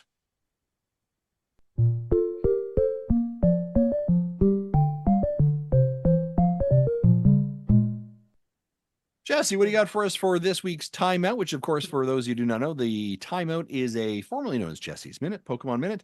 It can be non-Nintendo, and it's usually just some dad talk. So, Jesse, what do you got for us? I didn't have anything planned, but there was like I do have a kind of a funny story that I can share here. So like twice this week. Once I was at my eye doctor, and then another time was at playing poker last night. I got talking with Nintendo Switch with someone, and I mentioned that this year is the era of speculation and rumor of the successor, and both of them's response was, already? I'm like, yeah, it's been 7 years, man. Mm. It has been. The pandemic's ruined everybody's concept of time. Agreed. Yeah. So Yeah. I just thought it was funny having the same conversation with two different people. Yeah, and that's fair enough. Casey, what do you got for us? You got anything you want to chat about? We heard a lot of it at the top of the hour when we were accidentally live. I do have a question for you guys. I know we're going to random questions. So Yeah. How long have you been married or in your domestic partnerships? I don't know what you guys prefer to call it. Sure. I'm married. Yeah, yeah. How long have you been married? Interestingly enough, ladies and gentlemen, this year will be 20 years married. Congratulations. And as a matter of fact, next in about 3 weeks from now, my wife, myself, and our two daughters are flying to Hawaii for 2 weeks to celebrate our 20-year wedding anniversary. Love that. So we're excited to be doing that. But yeah, I've been married for 20 years this year. Jesse, what about you? Yeah, well, I'm on my second marriage. We just had our 15th anniversary when we went to the Bahamas in October, and we are tentatively planning a trip to Japan for our 20th. That's awesome. Nice. And 15 is a long time too, especially for us. Yeah. Like, I'm glad that means you found the right one. Yes. That she puts up with me and I her. Exactly. Right. It's a two-way street. I was trying to think. I got married. This will be our 13th year, but my wife and I have been together for 15 years, but we've been married for 13. Yeah. And I love my wife, like it's a partnership and everything. But like chores in the house, I want to talk to you guys. This is going to be Casey's dad man rant. Sure. Yeah, yeah. What's the one chore that if you never had to do it again, or what's the one like your wife takes, you take? How do you guys split that in your house? We don't do a lot of like pink and blue jobs, as it sometimes is referred to as. I think it's interesting, like the dynamic that I think that we have, because I'm a work from home permanent employee. I have a lot more flex in my schedule. So my wife works 8 to 5 and I work 7 to 3:30. So like there's an hour and a half before she gets home that I'm pretty available, right? So I'll take a 15-minute break, go pop the laundry in, put the laundry in the dryer, sort that, get dinner started, go grab groceries on a lunch break, right? I would say, what chore do I not do that I should really definitely do that she definitely hates that I don't do? Cleaning the bathroom. I do not like scrubbing a toilet and I do not like scrubbing a bathtub. Those are things that I do not like doing, and she doesn't like doing them either. So when they finally do get done, it's a bit of a battle, but that's have you thought of hiring maid service? We actually have a couple of times we've done that before. We're like, you know what, we're gonna have someone else come in and do this. Yeah, we actually have started back in December. We have someone come in every other Friday just to do just whatever wipe downs are needed that none of us want to do. Someone to do it for like $100 every other week or something. It really is nice. Yeah, we're going through a service, so it's a company, not just go. But yeah, we're nice. like the initial trip was, I think it was like a $200, and then they had a rate if it was weekly, a different rate if it was monthly. But our every other week is like 135. I think the other thing, like for my family specifically, is like my kids are at an age now where they can do chores that actively they're in their teens, right? Yeah, 13 and 15. Yeah, right? So like when they get home from school, I'm like, hey, how was school? Awesome, cool. Here are your chores that you have to complete today.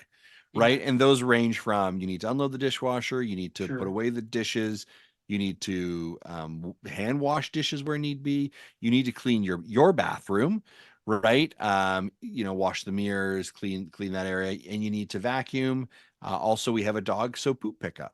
Sure. And also when we're home with them, hey, by the way, you're also going to help cook, right? You're going to maybe help with prep and stuff like that. So I think some of those jobs, I think, would again, traditionally be like, hey, I have to do that, or you have to do that. We have a bit of the ability to delegate that. One of the interesting things that I think I find funny, my wife likes to shovel the snow.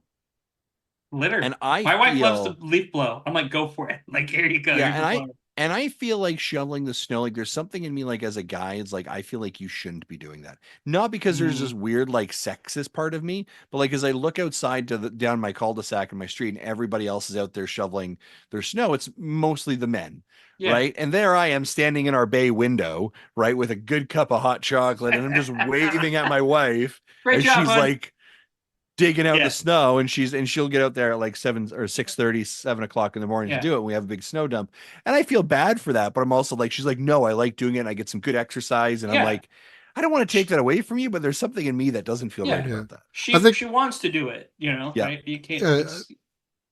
I think the yard work, like when we did the leaves this year, that was mostly her. I don't know if it's because she really wanted to do it, but just because she knows I'm getting to the point where I almost can't do it. I will try to help out, and 10 minutes later, my back hurt, my legs hurt. I need to sit down.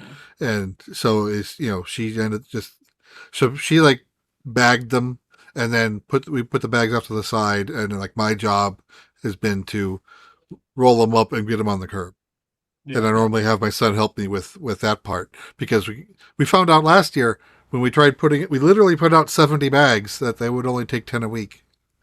So we still have we have 2 bags left from when we did yard work in November. Wow. 2 bags left. Okay, so what about you for your? Yeah, I know I started this prompt. No, I'm with you too. I don't believe in the pink and blue. We're partners. We can do whatever. Yeah. If you want to go leaf blow, go ahead. Or if I want, I'm going to do it because that. And my wife works for her family business, so our schedules are very different. My wife does a lot of great things. She cooks a lot. She's asked me to cook more, and I don't mind. I just need to make the time. I did a crock pot meal this week, which was great. Kids loved it. Yeah. They actually both ate it. My daughter's a little more picky. But the thing that I don't like when we first started getting together, like we both go grocery shopping, and I'd be like, hey, this is a one-person job. Like, I don't either I'll go and be done. I don't need, like, this is not how I want to hang out with you. I find this infuriating and stressful. And then the other thing is, like, if I clean the bathroom, I clean the whole thing. I don't ask my wife to come do the counter, right? So how laundry works in our house is I take it down, I wash it, I dry it, I bring it up because we have a 2-story house. My wife folds it. The folding and put away always turns into my wife's supposed to do it because that was the agreement to both of us doing it. And I think I'm about to die on that hill and be like, no more. This is hey, I'm gonna start half doing my stuff, and we're gonna see how you like it. I'm gonna half do the dishes. I'm gonna half cook dinner when I cook it, and and you can just take the baton. Yeah, our laundry situation is similar. Because she has a hard time going up and down the stairs with her knee, and so she works upstairs. I work downstairs. The laundry room's downstairs, so it's the laundry chute. So we don't have a laundry chute. So we just kind of agreed to this silently over the years that I will wash, dry, bring up, she will fold and put away. Or at least fold and stack and like my clothes, and I'll put my own stuff away. Right. I don't like putting my own clothes away. Yeah, same. Yeah, I just don't like the folding, and she doesn't like the stairs. So this works out for both of us. Yeah, if I'm going to do it too. So I'm an only child, but how we did things in my house when I got to my parents they're very they don't need each other. They're interdependent. And I don't mean that in horrible. Like they can. Like if they hang out with each other like one day of the week, they're perfectly fine, right? They're not in each other's business. But my dad would do his laundry, and his clothes were in the workspace. They shared a room, they obviously shared a bed, but like the master closet was my mom's, right? Everyone had their own space, and like when I hit like 12, hey, your laundry is yours. And I'm kind of getting to that. My son's 8, my daughter's 5. They can't do their own laundry yet. I get it, but I'm kind of at the point now too. I'm like, I don't like the system of everybody's clothes is in one basket or multiple baskets. Like I'm about to like just start breaking stuff. When our kids were old enough to do their own laundry, they did their own laundry. And we had to make sure, if you want to do your laundry, go ahead. Just get them out of there when you're done, so I can do my laundry when I have to. Because when I have laundry, it's 5 loads. When you're doing laundry, it might be 2. Yeah, if they separate the colors from the darks, and they normally don't. No. The kids definitely do their own laundry, but occasionally like stuff ends up in your basket, right? And all of a sudden you're like, all right, I got little bum underwear. Whose is this? Right? Like it's not mine, it's not your mother's. So that actually happens mine? today. We ended up Right. with Matthew's underwear in our basket somehow. Yeah. Yeah. I like here in the chat, Mecha Dragon says, Justin just reminded me again that he is way up there in age. Interestingly enough, Mecha, I got married at the age of 23. So that'll give you an idea of how old I am. Turning 43. 43. This year, so, yeah. And my wife and I were together for 5 years before we got married. Wow. So we're entering So you guys married when you were 18? No, 18? Yeah. 18. Yeah. I'm a math teacher. Woo! Um, yeah. So like well over half my life has been with my wife. That's awesome. Yeah, I'm 38. So my wife and we got married when I was 25. I got married fairly. I get people like I said that to my students this year and like that's young. What kid said that out loud? I'm like, you're 11. What do you know? Like, what do you mean that's young? Like, hey, calm down. So this year, my daughter will turn as old as I was when she was born. Therefore, I am now literally twice as old as she is. Wow. We're all getting old. We all it's actually funny. I was actually at the eye doctor today for just a checkup, and he's like, "How are your eyes doing?" I said, "Yeah, they're doing all right." And I use my glasses occasionally, and he just turned to me. He's like, "Yeah, you're going to be using them a lot more soon." I was like, "Awesome!" And like he just like consecutively reminded me about 3 times during that. He's like, "You are getting old, and you're going to need glasses a lot more." I was like, I haven't shared this yet, but this is something new that I've recently got. Hearing aids. Yes. Interesting. I don't don't use them in the house. Or at least I don't use them when I work because you have headphones? Yeah. I have headphones and a microphone. I don't need that. But, if I'm going out, these are starting to get used. Yeah. And I'm not a fan. Right now, they're really not, I don't feel that they're helping me with understanding voice. I'm picking up with more of the ambient background noise that I don't care to listen to anyway. So I'm like, what's the point?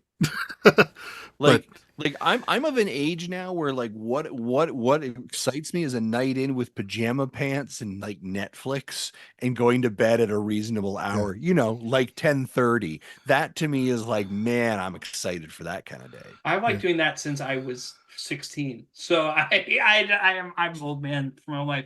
I've always joked like in high school, I'm a pretty big guy, but I was like, I've always had dad bod. Like if I lift weights, I always look like a dad.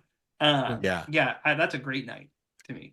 I agree. So the plus side about the hearing aids though is that they Bluetooth pair to my phone. So like while I'm doing other things like shopping or whatever, cool. I can still listen to podcasts without having like the Apple earbud in my ear. And and they're almost invisible. You can't you really have to get close to see them. Yeah. Getting old and being dads. That is kind of the thing, right? We're at the eye doctor today, and my oldest wants to get contacts. She's 15 years old. That's about right. And I was like, this is what we're doing now, hey? I was like, all right. I think my oldest was about 15 or 16 when she was interested. And the fact that she wants it is good, as opposed to, like, say if she was in sports but really didn't want the contacts, but the contacts would help her. If she was kind of forced to get it, it would be harder for her to adapt. And that's sort of the reason she's getting it. She plays rugby.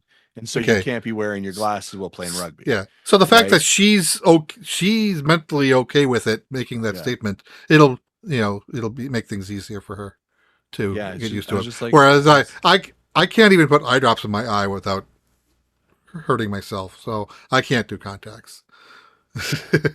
My wife does contacts. I struggle a bit with it because I'm like, she has braces also, which is fine, right? But then like the ortho told her like, hey, you can't chew gum while you have braces. Cool, totally makes sense. And then she's like actively chewing gum, and we're like, you can't do that. Like you like when you're doing that, it can actually wreck your braces. Oh yeah, no, I know. And then she spits out the gum, and then like a week later, she's chewing gum again. I was like, you're killing me here, kid. Like you are, you know you're not supposed to be doing it, and you're doing it. And then all of a sudden she's like, oh, my wire kind of popped off. And I'm like, chomp You're chomp. You costing me wonder why? money. You Yeah. wonder why? Yeah. Right. And so yeah, it's just a little bit of like, you kidding me right now? 15-year-olds, 15-year-olds. Ah, boy. Oh, boy. A couple things in the chat here. Hey, Neo Prime. Of course, good Tim there says he celebrated 20 years. That's a great question. Congrats, And Tim. Beer Savisa. What's up, dads? Beer. Welcome. Great. We haven't got to your question yet, but Tim says you're only a year older than me. F you for getting hearing aids. I was gonna let it be. I was gonna let it be. Casey, that was a great question about red and blue jobs. I like that. Yeah, Thank you for I'm glad that you guys are backing me up on this laundry fight that I'm about to have. If I come back on and I have a black eye, you know it went poorly for me. Here's sort of the other thing. I've been seeing like some Instagram stuff about I think the word they're using is like the modern dad right now. Yeah. Like and I don't like pink and blue jobs either. Right? Like I don't like that title. Like job's a job. If I live by myself, I'm doing it all myself. Your job, listen, very simply, dads, is this is your job. Your job is to help run a household that is successful with your partner and to create a loving and caring environment where you all mutually respect each other, love each other, and show each other how to grow effectively. That's your job. Yeah. Right? So when you show up at home, you show up. Yeah. Right? Put down your bag, maybe decompress, say hi to your kids, give hugs, kisses, jump in that kitchen, start cleaning those dishes, start cooking, right? Be present. I'd add be that present, too. right? Yeah. Get whatever chore it is that you're supposed to do or work together done so that you can be present even more together. Right. Like the one, I made the statement earlier, like the reason that I'll prep dinner, get dishes done, everything before my wife shows up. Because when she shows up, why does she need to jump in and do that? Now we get to have that time together, like us as a family, because we're all present, right? And so, like, I don't know, I'm on a soapbox here, but like, no, fully agree. Raise your children, clean their, wipe their bums, change their diapers, be present. Like dads that don't change diapers and they brag about that to me. I go, that's not cool. I don't find that cool. Oh, you're an absentee dad? Cool. Great. And also doing that gives you more time to play video games together. Yeah. The other part that super irritates me is like, hey, I'm gonna get it. Hey, the mom's like, I'm gonna leave. Who's watching the kids? The dad. Well, who's babysitting? It's not babysitting. No, I'm watching my kid. That gets me fired up too. You son of a bee. Yeah, I'm like, no, they're my kids. And like, I remember I'd be watching my kids to the mall in a stroller, and like, oh, what a good dad. I'm like, he's in a stroller. I'm not doing much, man. Yeah, just maybe outside, but bar it felt is so low. It felt great every time you hear, what a good dad. I'm like, bar is so low. Oh my gosh, you're out here with your daughter playing in the park, man. You're just an amazing dad. It was like, that bar is low. If that's doing amazing. Just doing like what's bare expected minimum of me. Yeah, like I'm just here. Right? Like, hey, come on. So also, if you disagree with my statement about being a dad and being a husband and manning up, send your emails to Marty Estes at nintendodads.com. Yes. All right, let's jump into what we've been playing. Yes.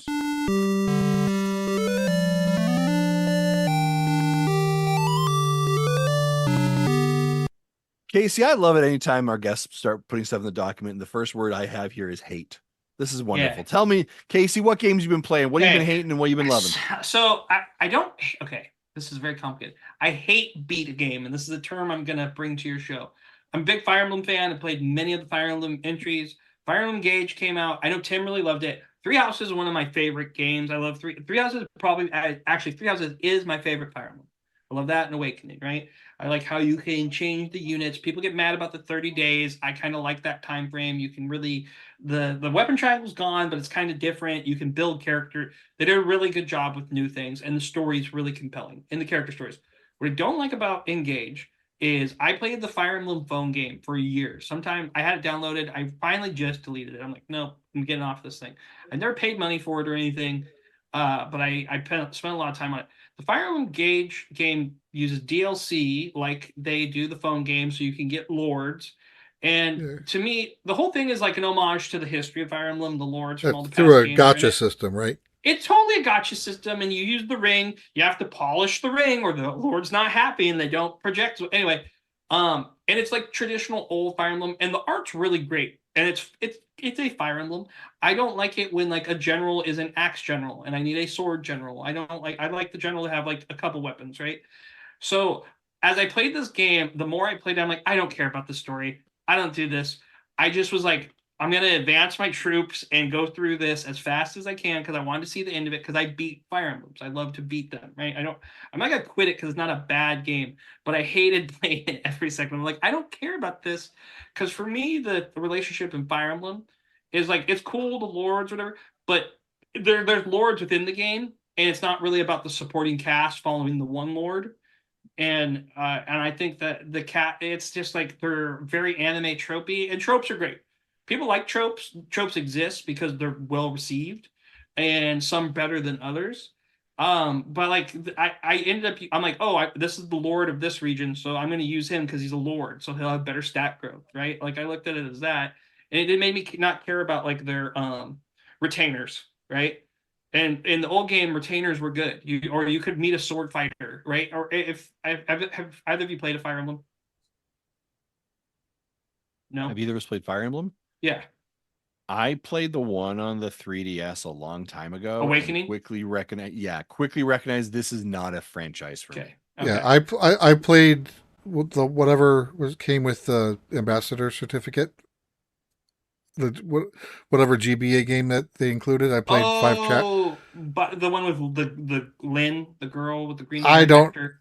Yeah. This was 15 years ago. Blade. I don't remember. Yeah. I played 5 chapters and I'm like, okay, I'm done. Yeah. Not a love me Fire game. Emblem. Gotcha. What I liked about those games though, you would meet characters and have to recruit them. Like you'd have to like, oh, I strategically have to not get hit so I can run in here and have this character talk to them and then have them turn on the army. Because permadeath was the big thing in those games back on the GBA one, right? And now you can turn that on off. I just didn't care about anybody or anything. As soon as I beat it, I uninstalled it from my Switch. I was like, and off. Yeah, I've done that. I did that to Bubble Bobble when I did the first look for that because that game was bad. Yeah, you were unhappy. I remember that one. But this one's not. I don't want to say it's bad. It's a good. It's like beautiful and the art's really good. And if you like that kind of stuff, really great. I know Tim really liked it. I think it was a great game last year for Nintendo, but it's not the best Fire Emblem. And I hate beat it because I wanted to just beat it. But then I happy beat Mario Wonder, so that was nice. Yeah.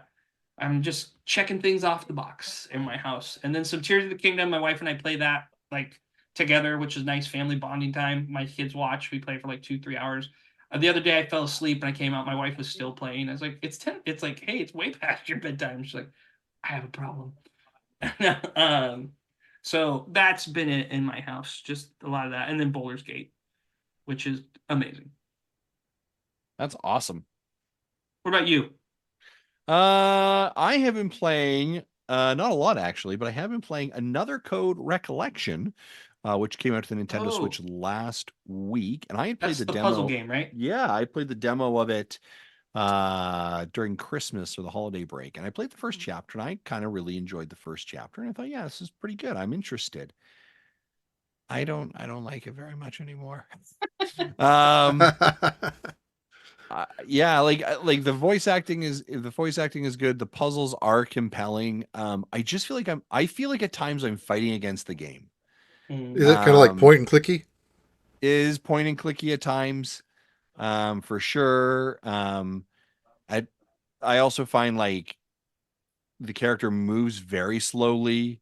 Now, there's a lot of assists on the assists that you can turn on as well. So like, hey, a ring will actually turn around you and like point you to like where the next objective is that you need to go to. There are some nice quality of life things like auto enablement for like the reading of the dialogue as opposed to you clicking A and through it. There are some unique puzzles I have tried.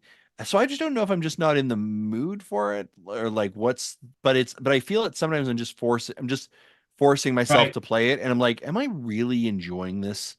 Yeah, that's like, how it was with Fire Emblem. Yeah, I hate that feeling. And I don't like that after like coming off of Prince of Persia that I finished last weekend. That game looks amazing. So great. I put 25 hours into it and I'm at 65%. You think about going back to it? You're like, oh, maybe we should fire that back up. I've thought about it. I was like, there's definitely 35 more percent of stuff that I need to go find potentially, right? But I was like, hey, I finished this, I'm gonna jump on to Another Code Recollection, and it just I don't know, maybe it's just the season. I don't know. Like I just feel it's not like if you're interested, go play the demo. That's a good I am choice. more of a platformer. I am more like person. I am more of an action person. And so this is a lot of talking, a lot of like kind of like preteen drama a little bit, right? Right. Like tweeny a little bit. And so I'm just like, I got enough of that in my own house right now. I was gonna say, do Right? you think So your like daughters would like it?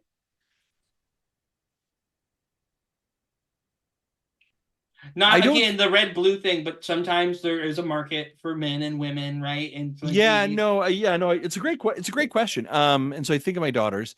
I don't think like my oldest doesn't play as much. Like she'll play Mm, Mario Kart and Mario Party with us. My youngest plays the most out of the two. Um, but she's really into like Stardew Valley. Like she'll sink days into Stardew Valley. you mean she's And awesome? Good kid. Okay. yeah, and like the watermelon game. So I'm like, I don't know if Oh, this the would catch. Sukia one? Yeah, yeah. Yeah, so I don't know Your if like most this it's would. one of your most played games, I believe, I know, where actually. it hurt me so much. So I don't know if it would grab her. Do you know what I mean? Yeah. Like there's not enough action, I think, in some ways. So It I don't know. yeah. I'm gonna keep it on the Switch. I'm gonna kind of come back to it, but I just felt at times I was like, it was sort of like when I played it, I was like, cool. How long till the next chapter? Like The how long till like the pacing yeah, was kind of off. the pacing's about yeah, it's not bad. The pacing isn't too bad off, but it was like, hey, the next chapter just means I'm a little bit closer to done. And that's Yeah. not really what I wanted. Whereas opposed to like when I was playing Prince of Persia, I was like, this is just awesome. Just keep going. What do you got for me next? And I'm just like consuming and eating, right? And also then I also think of like, am I burnt out a little bit? Because like I finished Prince of Persia in about 2 weeks because we got it a Mhm. week before embargo went up. So like Yeah. I hammered through that thing really relatively quickly, 25 hours over two Yeah. weeks, That's good, man. right? But then I was like, maybe I just need something softer. I don't know. So another code recollection. Maybe pick it up if you're interested. Go check out a demo on the Switch. You might like it, but it's just something not landing for me right now. So I'd be interested because I know that Tim is also playing it. I'd be curious about what his thoughts are. Yeah, me too. Jesse, what are you playing? Okay, so I haven't played much this week, but what I did play, I streamed both of these games. The first one Yeah, is you did. Turnip Boy Robs a Bank, and that came out last week. And when I did see two reviews, and I probably shouldn't have because I found out really quick that it's a roguelite. So Mm. okay, that's not my favorite genre. So I played it anyway, and yeah, it's they. I don't remember how the story goes, but basically, you go into this bank with you pick two weapons. You're defaulting with a sword and a gun, but later on you can get new weapons. You have like 3 minutes to run around this bank, to like busting ATM machines, shaking down customers literally. You pick them up and Mm, just shake them, and then to have them Nice. drop whatever money they have, and then you might come across like statues that you can't get beyond, so you go somewhere right. else.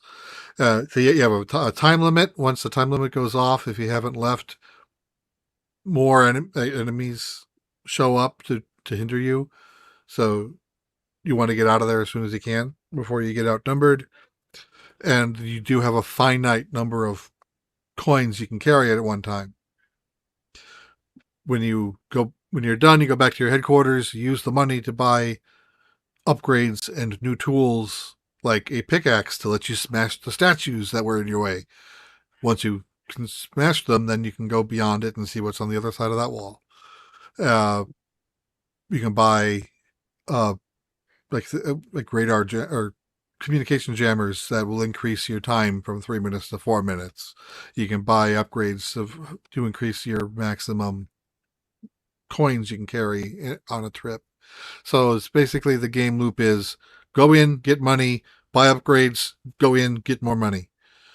Hmm. And It's a so quick game, right? Like I looked at time to beat. It's like about 4 hours on I average. don't know. I only did 3 or 4 loops. Okay, okay, Just because that's not the type of game I like to play. I don't gotcha. like. It's like it seems like I'm just doing the same thing over and over again. So if it is a fast game, maybe I might give it another try, but it's not one that hooked me. Gotcha. Even though, I love the first one because it was basically a Zelda-like. Yeah. Yeah. So the second game I played, I streamed on Tuesday, is Golden Sun.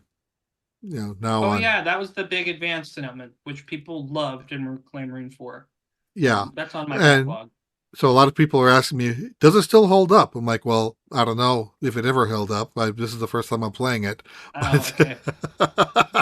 So, but like it was almost a very short stream. Like literally the first thing you're told is go south, but south of the dead end. Yeah. You have to go north and west and then south, and then the way the textures are drawn between like layers of the hill. Mm-hmm. Like how do I get from here to here? And like I'm standing, sometimes it's just a drop off, sometimes it's a stair texture, but it doesn't really look like a stair texture, so I didn't know it was a stair texture. Right. And so it took me a while to figure that part out. But once I was able to actually get going, and I did like what I played so far. I think pretty much played through the entire first dungeon and all the exposition involved in that. Yeah, there's a lot of exposition in this game. The Jin system is really cool. The little monster system they use for power ups. I do like that. I haven't gotten that far. Oh, sorry. well, no, I was told to look for the Jin. Yeah, but I didn't know. One, it's coming soon. I don't know what that means yet. So that's pretty much. So I'm like just under 2 hours in. Yeah, cool. Yeah, you get it right after that first dungeon. Probably more like an hour and a half if I wasn't reading everything out loud because of the stream. That's true. It's kind of like the Espers in FF6. Okay. How they work a little bit. All right. So yeah, so that definitely is a game I want to keep on playing. Nice. Cool. All right. Well, beep, beep, beep, beep, beep, beep, beep, beep. Hot off the presses, ladies and gentlemen. This is actually just hitting the stream right now and in our chat. Venom NYC just actually stopped in and said, hey, just wanted to see if you guys have read what Bloomberg has just posted. Bloomberg has just posted that Nintendo Switch's next console, which will be coming this year, will have an LCD 8-inch screen. This is from Omid. I don't know who that person is, but apparently credible enough that they are now claiming that the new Nintendo Switch console, which will be coming this year, has an 8-inch screen. Just for those of you that are asking the next question, well, how big is the current Switch screen? The current Switch screen on the OLED is 7 inches. So that is hot off the presses coming from Bloomberg.com. Standard is a 6.2? 6? Yes, right? That is correct, actually. Bloomberg also said there was a Switch Pro coming, and that didn't happen. Yeah, well, so still grain of salt on this entire conversation. 100%, right? But I did want to reference that because it was hitting, and we're hitting relatively soon as well. Yes. All right, folks, speaking of what we're going to talk about, speaking of our community, let's talk about Community Spotlight.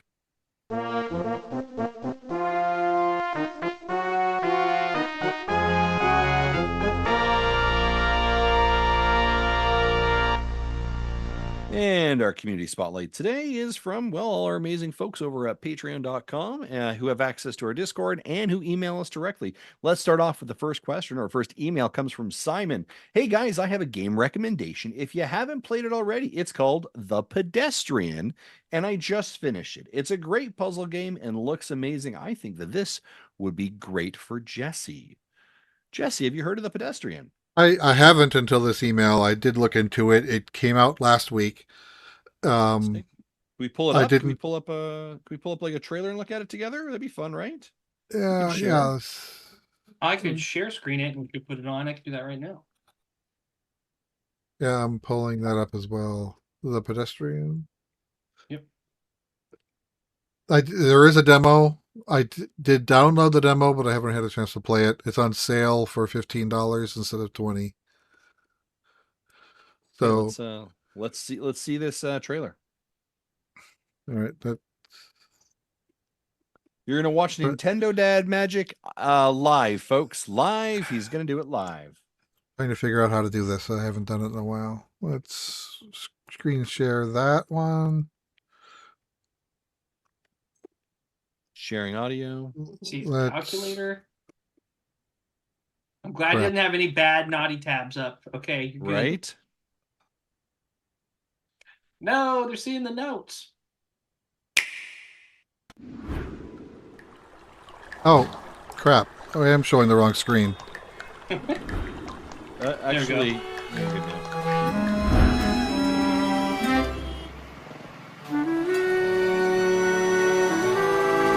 Cool. Oh, it uses the touch screen. I like that. This is kind of making me think of Flunky Squire. This is coming out. Yeah. It's like your character's running through signs that you can rearrange. Yeah. That's rad. Little Game Boy to the right. Yeah. I like that. That's cool. Yeah. I'm a sucker for cool style. Out now on the Nintendo Switch, eh? Okay. Mm-hmm. All right. And right now the chat is saying, and now we see what Jesse Yeah, I what I shared wasn't what was seen in the stream, but He has all the naughty stuff on a different screen. Don't worry, guys. Only we can see that. Yeah. It's wild. But that looks pretty cool. Who are you? What are you? I know you don't like the code game, the recode. Are you usually a puzzle guy with platformers at all, or is that more like... I do like a good puzzle platformer for sure. Okay, yeah, that's kind of a good hybrid, right, of the two, right there. Yeah, so that actually was like, oh, that's interesting. I see what you're doing there. I like that. Yeah, I'm interested. That is a cool looking game. Yeah. Yeah, so I did download that. I'll give the demo at least. I'll give the demo a try this weekend. Probably maybe won't be able to until Sunday. Jesse, stream that if you get a chance, hey? Stream that, pal. If I can. Okay. All right. Well, let's move over to our next question from Discord. It's from Zablanc. Go around the room and decide which game each of you needs to play. For example, Tim, Jesse, Marty decide what game Justin needs to play that he hasn't before. Tim needs to play The Last of Us, but what about everybody else? That's okay. I got this. This is what we used to do, where we pick games off our backlog. I think it's the best thing to do is it's a game we have that everyone's loved. I can give you 2 games maybe from my backlog, and you guys choose between the 2, and then if there's a discrepancy, we'll let chat vote. Okay, I like it. And then we'll do it for each person. Yeah. Okay, what do you got? My first one is Persona 5. Ooh, okay. I have that. I bought that over Christmas. And then what was the other game I bought? I'm gonna almost grab my Switch. The other game was, here it is. The Filament or the Figment. It's like a weird puzzle game with instruments. Yes. Yep. Actually, I have that one. Yeah, I bought that years ago, and they're both on my backlog. And I was like, I want something kind of short and sweet after raging through Engage. So, but I'm willing to jump back in because Persona 5 is so beloved, and I've never played any of the Persona series, and I love a good JRPG. So okay. I like that. I am going to give. I had it a second ago. I'm going to say Dredge. Okay. You need to play. No, Dredge is a boating simulator puzzle game. Oh, Dredge. Okay. This was recommended. This came out in May of last year. It was recommended to me, and like I got a. It is super cool. It is really, really super like a game that you would, and there's like a ghost element to it as well. And you like have to pick up cargo and like put cargo into your boat. Yeah, I've seen and this. You have to fit, it's like it doesn't look great, but it's like on the screenshots, but it's really cool. So I'm gonna say Dredge. Okay. It has a free demo, which I do like to hear. Yes. And I'm going to give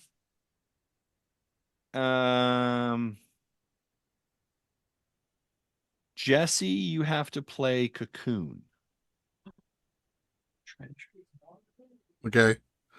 That game kind of scares me a little bit the way I've heard about it. I know. I think it was either that or I was going to give you Tiny Thor, which is a really hard 2D platformer. Yeah, I wouldn't last long. Yeah. I'm going to give you that one. I could take Persona 5 off actually too, and I'll throw out, if we're doing it this way, I'd give Justin, I'm going to give you Gravity Circuit. I don't know if you've heard of Gravity. Or actually, I'll give you Figment, and I'll give Jesse Gravity Circuit, which is like a robot Mega Man. It's a Marty game that I think Jesse will like. Nice. Love it. It was great. Jesse, what do you got for us? I've been trying to think of games, but I can't really. I'm not having much luck here. I'm thinking, like, probably Final Fantasy V. I bet is a game that none of us has played yet. No, I have it on my phone. I would love to finish that actually. Yeah. I have it on the Switch and I bought it on I bought it on Steam because I bought the Pixel remaster on Steam as well. And that's a game I haven't gotten to yet. And I've been downloading a lot of the games from Cubic Games, but I haven't played any of them, so I don't know if any of them are worth suggesting or not. Okay. So Final Fantasy V, who would you give that to, me or Casey? Casey. Okay. What are you sending me? I'm kind of looking through my library. What pick cross hell are you putting me through? Okay, so I just came across this one. There's a series of escape room games called Cape's Escape Game. Okay. They're like $2 or $3 each, I think. There's like the sixth one came out a few weeks ago. And I think I played like the second and third. I wanted to buy all of them and play them in order. I think it is a continuous story. Yeah. But, like any of those probably would be a good short. Yeah. Yeah. Thank you, Jesse. And I've had mixed experiences with escape room games, but I do remember liking the one Capes game I did play. Okay. I almost gave you Waifu Uncovered, but I stopped myself because I don't think we could get that. Nice. Nice. Yeah, that's more of a John and Drew game. Yeah, let's give it to them. I'm going to move over to Beer Savisa asks, will the Joy-Con reappear for the Switch 2? Do you like them? Will the original Joy-Cons be compatible with the next generation Nintendo, or will we get something new? What are your thoughts? We were talking a little bit about the Joy-Cons earlier, but so here's what I think. I don't think, I am of two minds here. So this is the challenge I have. I want things to be backwards compatible. Okay, let's start off with the first question. Do I like the Joy-Cons? I do. I do like the Joy-Cons. I think it's a great idea. Like, I do like the idea of and I port with kids, like I'm busting out Joy-Cons and you're playing Mario Kart and you're playing Mario Kart and you do your thing, right? Like I have been that dad, that Nintendo dad, right? I like that. I think it's cool, especially for kids with littler hands. Love it, right? So I like that functionality. They have to be better. They have to be way better. For a thing that you're paying in Canada, $100 for a controller, it needs to be solid. I cannot, and like nothing angers me more than when I pick up a Joy-Con and there is drift. It frustrates me to no regard. Like if I don't have to play with ones, I won't. I would prefer always to go to a pro controller, right? My hands are just bigger. It makes sense. But I think that Nintendo has to fix the Joy-Con problem. So here's what I think. I think that moving forward, when the Switch 2 is released, they will have new Joy-Cons. I'm going to call them Super Joy-Cons for the sake of this conversation. That will be rolled out with the Super Switch. Okay, so, and when they announce new Joy-Cons, it will be the new Super Switch Joy-Cons. Those Super Switch Joy-Cons will not work with your current Nintendo Switch. However, your current Nintendo Switch Joy-Cons could work with the Super Switch. That makes sense. Yeah. Yes. I'm kind of thinking the same. Yeah. Even though I think the new Joy-Con say could still work with the old Switch if it's paired wirelessly. They may not be able to rail click the same way if Yeah. the rails are different. Yeah. Well, I mean, But, yes. Yeah, exactly. But yeah, but I think there'll still be Joy-Con. I'm hoping they're an improved Joy-Con, and I'm hoping they'll just, new or old will still work with either system. Yeah. Yeah, I like you may Nintendo, have to play games, but I think everything will still work. Nintendo has taken a bath on their broken Joy-Cons and their repairs. So they like need Wii remotes move worked with the Wii U, things like that. Yeah. Casey, what do you think? I just want half of a Pro controller on each side. Just cut it in half. Yeah. Like the one there's the couple that you guys have recommended many times, and that's just do that. Make them a little bigger, right? Yeah. That's all you need to do. Or get rid of the joystick. What do you call those? The type Thumbstick? of stick, the thumbstick, and just do D-pads that are more open, that don't break, that are firm, that you can like get the corners on better. Give me something else. Like, let's do that. Or give me more buttons. Just make it a little hardier. Maybe put a hand grip in it too. Give me like a finger grip, like a imprint there. Something You like want that. Intellivision disc controllers? Yeah. I want one thing. I just make it as. What if they made it a touchpad?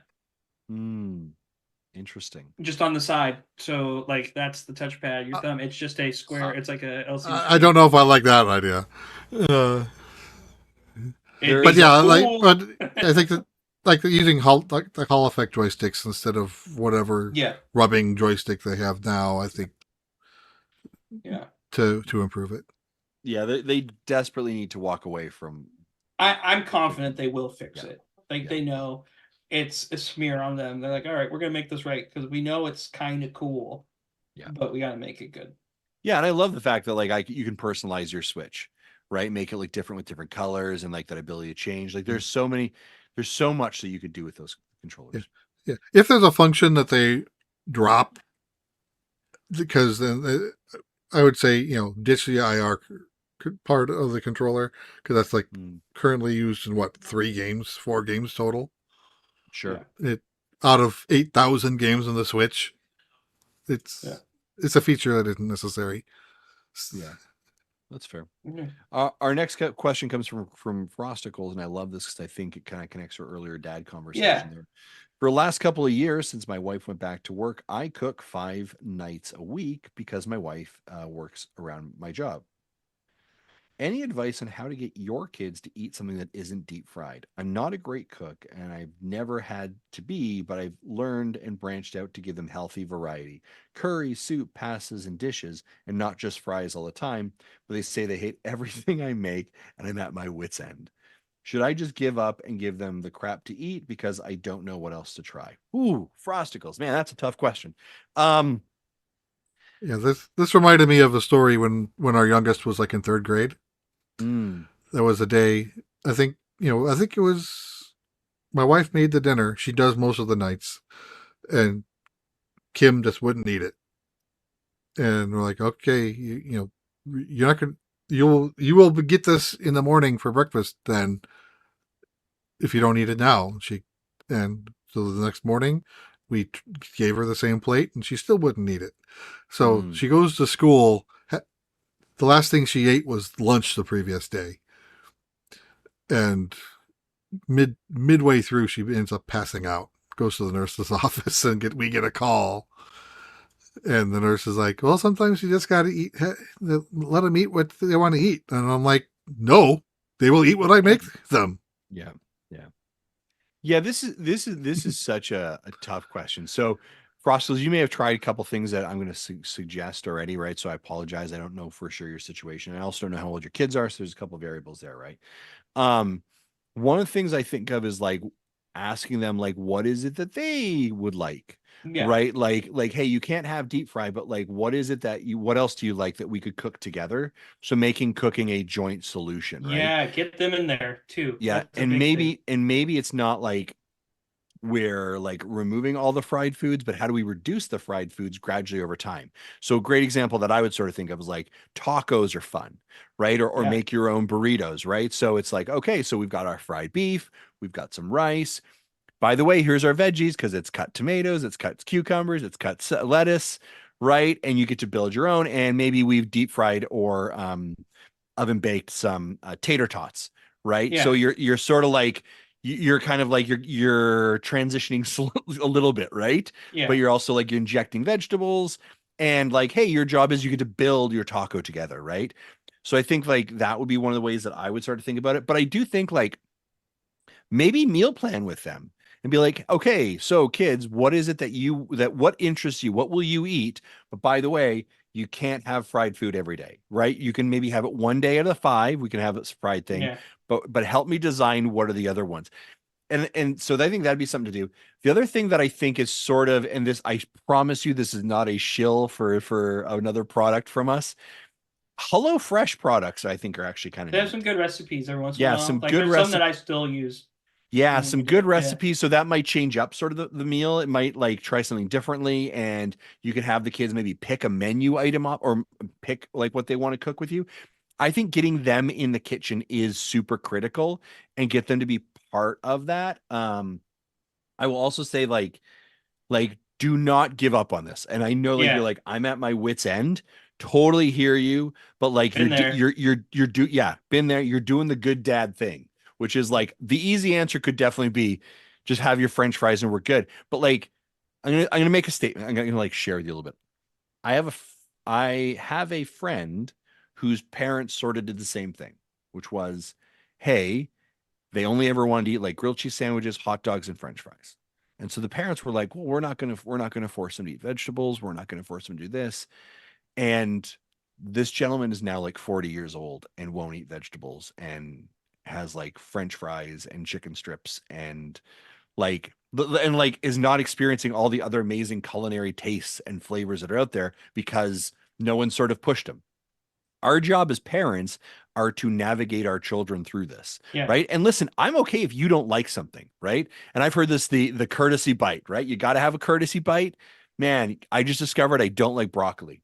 Cool, not a problem, but you Maybe you don't tried like it broccoli that way. Right. Yeah. that yeah, way, yeah. right? Yeah, exactly, right. So I think like yeah, wits end, and Yeah, also like that was another I thing would with Kim. She didn't like pretty much any frozen vegetable. She didn't like whether it was microwaved or steamed. She just if it was frozen, she wouldn't like it. But if it was fresh and with a dip or something, yeah, she would eat that all day. beauty. So right? she would still get vegetables in. It's just raw, and that's fine. Yeah, exactly. So you may have to pick those battles, right? Like like I do love your statement here of like, hey, I'm not a great cook as I've never had to, but I learn and I branch out. First, awesome.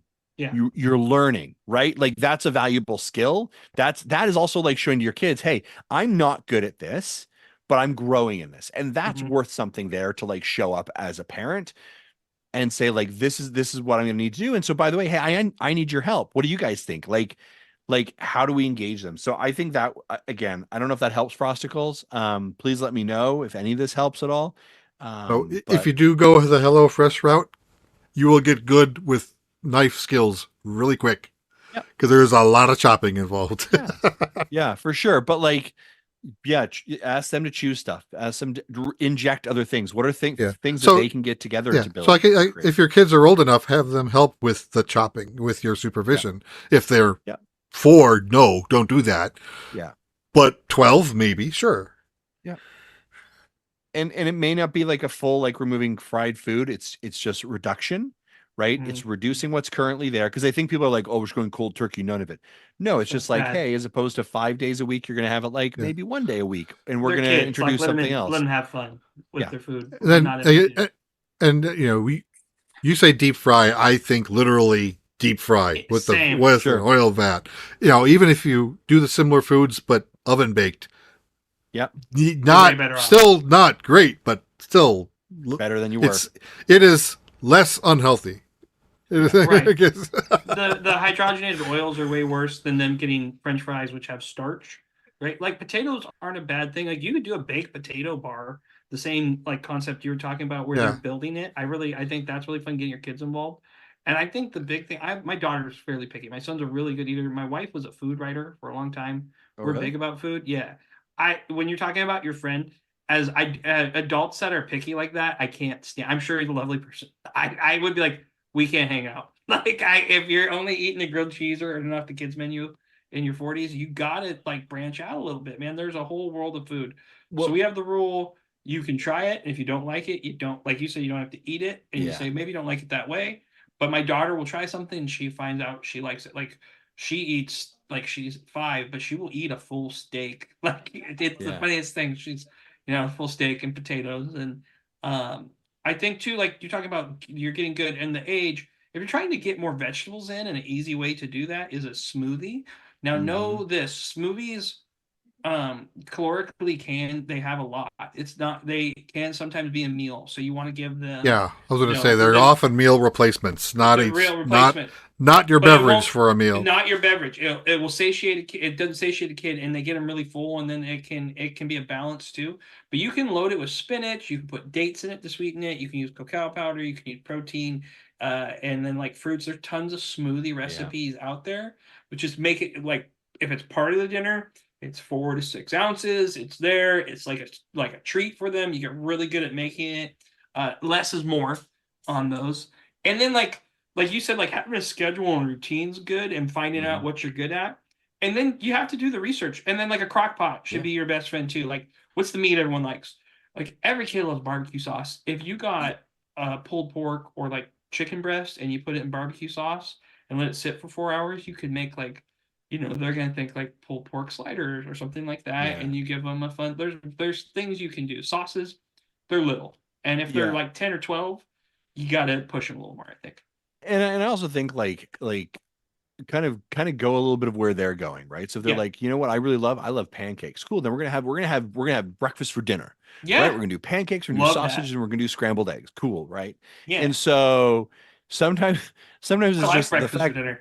Yeah, the fact that they ate is the win, right? Yeah. And so sometimes you have to take that as like, okay, you know what, we're doing all right. Yeah. Today it's for dinner is going to be cereal. Okay, then let's do that, right? Like, and then we're gonna have a banana, and we're gonna have maybe a little smoothie also, right? To kind of level out those things, right? Right, and you hide the vegetables if the vegetables are the thing too, and then you let them know later, like actually I made it this way. In like curries, if they're not trying it or they don't like it. If it's because maybe you're making it not the best yet and you're still learning, it's just a process. Like I would say, like I don't know how many kids you have. Nail a breakfast, like learn a breakfast that they all love. Nail it, put it in the rotation. You just got to have meals in a rotation, and like having one night of those weeks, if you can manage twice a month to go out. Like this is and maybe when your wife can go, like Friday nights is our go out night, or it's our pizza night, or this or that. Like you can still do that. Because they're kids. I haven't had a curry I haven't liked, so There you go. There you go. We got lots of dad advice today, which is awesome. I love it. Alan asks, hopefully this doesn't stir up any emotions, but what's a book, movie, or game that made you cry? This is just off the wall, but the end of the book, Native Son, made me sob like a baby. Zach's Zablanc's response was, the Nintendo dads don't cry, they have hearts of stone. But for folks here, what is like a movie, game, or book that's made you cry? I cry all the time. I'm a big softie. Like I get touched, and I think it's good. I think too many men hold it in. Like I'm not having breakdowns or something, but if you need to cry, you need to cry. It's worse to hold it in. I think all the studies have shown that's why a lot of men die from heart attacks with holding in their feelings. Like sometimes an anime will do it to me too. Like you watch this long, big story, and like the payoff, like a character you love dies, or there's this like a moment that comes up. But I'm trying to think of last movie that made me really like cry. Usually what gets me is something with kids and like a dad and a son, or a dad and a daughter, because I'm a parent, and I went easy mark. Like I can tell you what movie made me cry. Storks. The animated movie Storks, and the part that makes me cry, and I'm not embarrassed by it. Working in education, I've met families that have adopted kids, and you like talked about the process. I know people that have lost kids. My mom lost many siblings of mine. I know how hard that is. And so there's a part of Stork where these families are getting united with their kids, and it just kills me. Like it makes me start tearing every time because that joy of being a parent is seen. Yeah. And if you don't know what that's like, when you become a parent, you appreciate it more. So Storks made me cry recently because I'm a big wimp. I'm crying. I'm weeping as I think about it. I can hear it. I can hear your voice already. I will say, from a movie perspective, the one that I can think of the most recent, or just as you're saying this, Casey, the first 10 minutes of Up. Are you kidding me? Oh my god! Right, dude. Right? My wife made us turn it off because she got to she's like, I can't do this. I can't. Yeah, I was like, I cannot, and like, so well done. But here's what gets me. I sometimes like scroll through Instagram, right, the Instagram reels, and all of a sudden it's like, here's a puppy, right, and let's watch it grow, and then our puppy got sick, and we had to put it down. Here's the last. I'm just like choking up and crying as I'm like scrolling through this. My wife's like, "What are you doing?" And she's like, "You're watching a puppy video, aren't you?" I was like, "I am." Or like, Booster is so amazing. the old pet talking to the new pet. It's your time. That gets me. Dads coming back from the military and surprising their kids. I'm like, can't do it. Man, do it. Can't. The internet gets me on a daily basis. It's a happy cry. I think a happy cry is good for everybody. It's such a great comment earlier too, Casey, man. I just love and respect the statement you have there of like, listen, you got it, right? Like, man, don't keep it bundled. Don't keep it inside you. Right. Like the amount of times like I've just cried in church. Right. Of like, man, like this is resonating with me in some way. And there's something here that just like, man, I don't feel worthy enough of this. And I'm just like, you're just bawling and you're like, because listen, toxic masculinity, it's not good, right? Stop it. Right. We got to be all okay to be okay. We have to all be okay to recognize that we are okay not being okay. Right. I think, and then, that toxic masculinity bothers me too, because we don't have toxic femininity. I think there's just toxic behavior, right? And I think people are toxic. I've read from forums. I think it's called, there was a word for it. It's called misogyny, which is very bad, right? Misogyny is not great, and it never has been. But to your thing, like, and people use the word trauma a lot, and they talk about that. And trauma, like everybody's trauma is different. You have things that stick with you that you sometimes don't deal with, right? Yeah. And not like there's degrees of trauma, but there's things like you're grieving, you're this or that, and you never dealt with it, right? And you hold on to it for years. It's not healthy. I think if a video game makes you cry because it touched you, let it make you cry. Like if a moment lets you, like there's nothing. I think it shows strength to show that. Yeah. Where I think crying's weak is where you're crying because you can't, like you're in hysterics. Yeah. Like it's okay to cry, but if you're in hysterics when people need you the most, there's a time and place. It's okay to cry, but like I think as a parent, like I'm gonna hold a strong face and then I'm gonna let it out later, right? Yeah. I know it's coming because I need to be the support that someone needs at this time, or you cry with them, right? It's okay to do that. I sometimes like a moment in a video game. You know what? I have a video game that Pokemon made me cry because my son and I played Scarlet and Violet together. We beat it. And then the agreement was at the end, we'd battle each other with our teams. Nice. Right. And there was this really cool culminating moment of like, we finally here, you beat this game, you did it. We stayed up late, had like a sleepover. And I obviously beat my son because I'm not going to let him win. And, but he gave me a big hug. And he's like that. And like, that's like a core memory for me. And I was like, yeah. And I just thought about it. And I'm like, single cheer later while he's sleeping. I'm like, we did it. Yeah. So Pokemon made me cry. And Palworld for stealing. No, I'm kidding. I love it. Yeah. Yeah. What about you, Jesse? When's the last time you cried? I can't think of a time when I ever have, but I thought of a case where if I might have. So I'll share that. Take it. It's an anime, Oshinoko. The first episode is like 90 minutes long.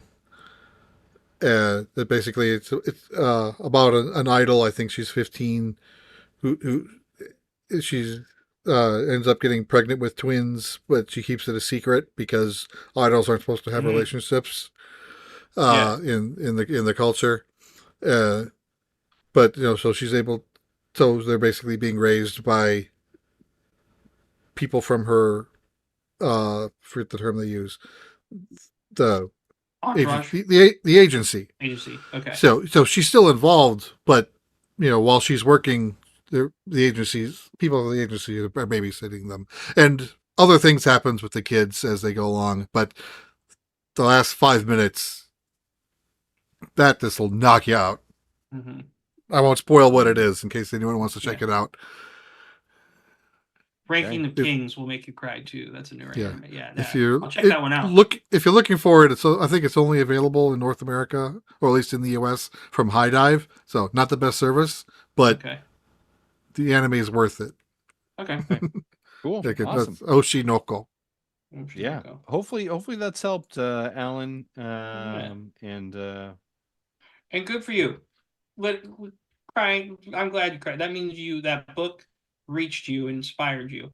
That's a good thing. That means that person did their job right. Yeah, right. Good storytelling. Mecha Dragon asks, right? Yeah, I'm sure. Look at what I mean. Would you not now? Good Ed Sheeran song will make you cry. Right? And he does the Pokemon song, the end of Pokemon twice. Nice. That's serious. Yes, Ed Sheeran got me. Mecha asks, why does capitalism ruin everything fun these days? I think Mecha obviously referring to the layoffs earlier that was mentioned. You don't have a good answer, Mecha. Greed is not good. Greed? Gordon Gekko was wrong. But it's how we do things. I don't know. Yeah. That is the sucky part about all of this, right? So yeah, it was mentioned earlier. I know Mecha, you're joining the chat late. We had a good chat at the very beginning of the show, top of the show, regarding the layoffs that have occurred. Yeah, just as we said before, just as you're playing your games, just remember that people work hard on these things and don't take them for granted, and appreciate the art that's there, the stories that they're telling, right? And that you get to be part of that, right? Yeah. So, all right. Any other questions that I missed that would maybe came in the Twitch chat recently? And as you're scrolling through here, big thanks to everyone who is in the Twitch chat. I do see Mecha in there. NINDADS. That's me. Yeah, I was like, I said it, and then I was like, yeah. Mecha says he was getting emotional over Rock Band discontinuing DLC because they're migrating their efforts towards whatever they're doing with Fortnite. Yeah. Ms. 1K3, I see in the chat as well. Venom NYC, I saw you earlier. Thank you so much. Ninfrendo, Mikey Dreamer. Thank you folks for Chris. Yeah, Tim was in there. Chris HL94. Thank you so much for folks just like join in and be in this space with us, and Dark Platypus. I just appreciate that. Right. Thank you. Wow, sure. Look at folks. That is basically the end of the show. Before I close off, Casey, thank you for being here as usual, stepping in and helping us out. You do such an amazing job, and I've just loved the conversation that we've had with you today. I love the focus on where you are in your parenting journey and the reflection that we've had in that. So I just want to say thank you for sharing that with us today. Yeah, I know we went long, but it was good conversation, so I appreciate you guys. Man, listen, it ain't a Nintendo Dad's episode if it ain't 2.5 hours, right? Yeah, listen, that's the value we give you over at patreon.com/Nintendo Dads. The value we give you, folks. Casey, where can people find you? They can find me in the Nintendo Dads Discord. I'm gonna keep plugging that. Find me on Twitter. It's just my name. I used to be Nintendo Daddy, but I just went with Casey Cool. And you can find me on the Nintendo Dads YouTube channel from doing first looks. We have first look. I have first look coming for Witch Rise here in the next few days, which is a fun little cool game. So that's where they can find me.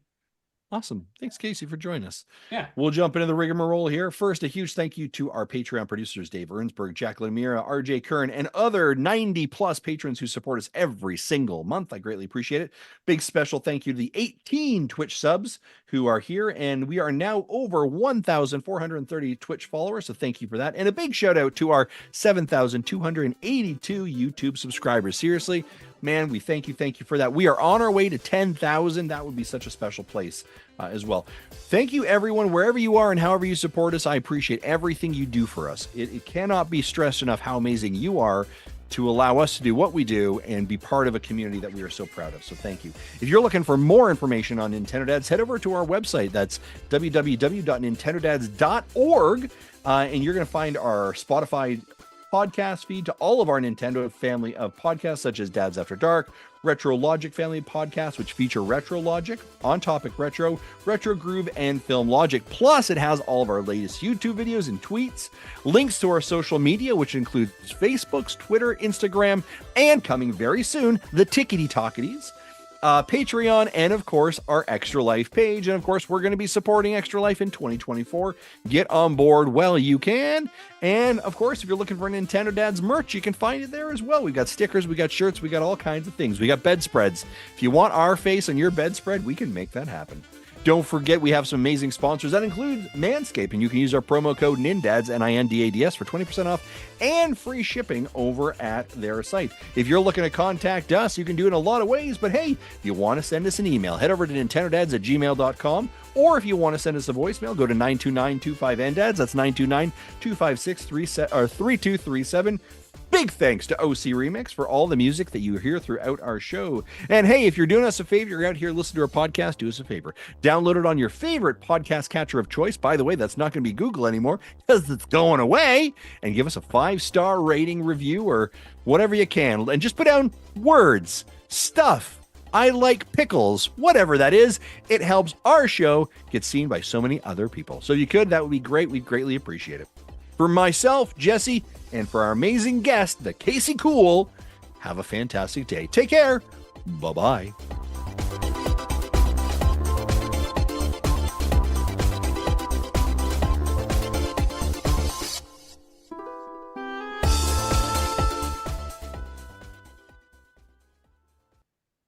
Thank you for listening to Nintendo Dads. If this is your jam, you are screwed up.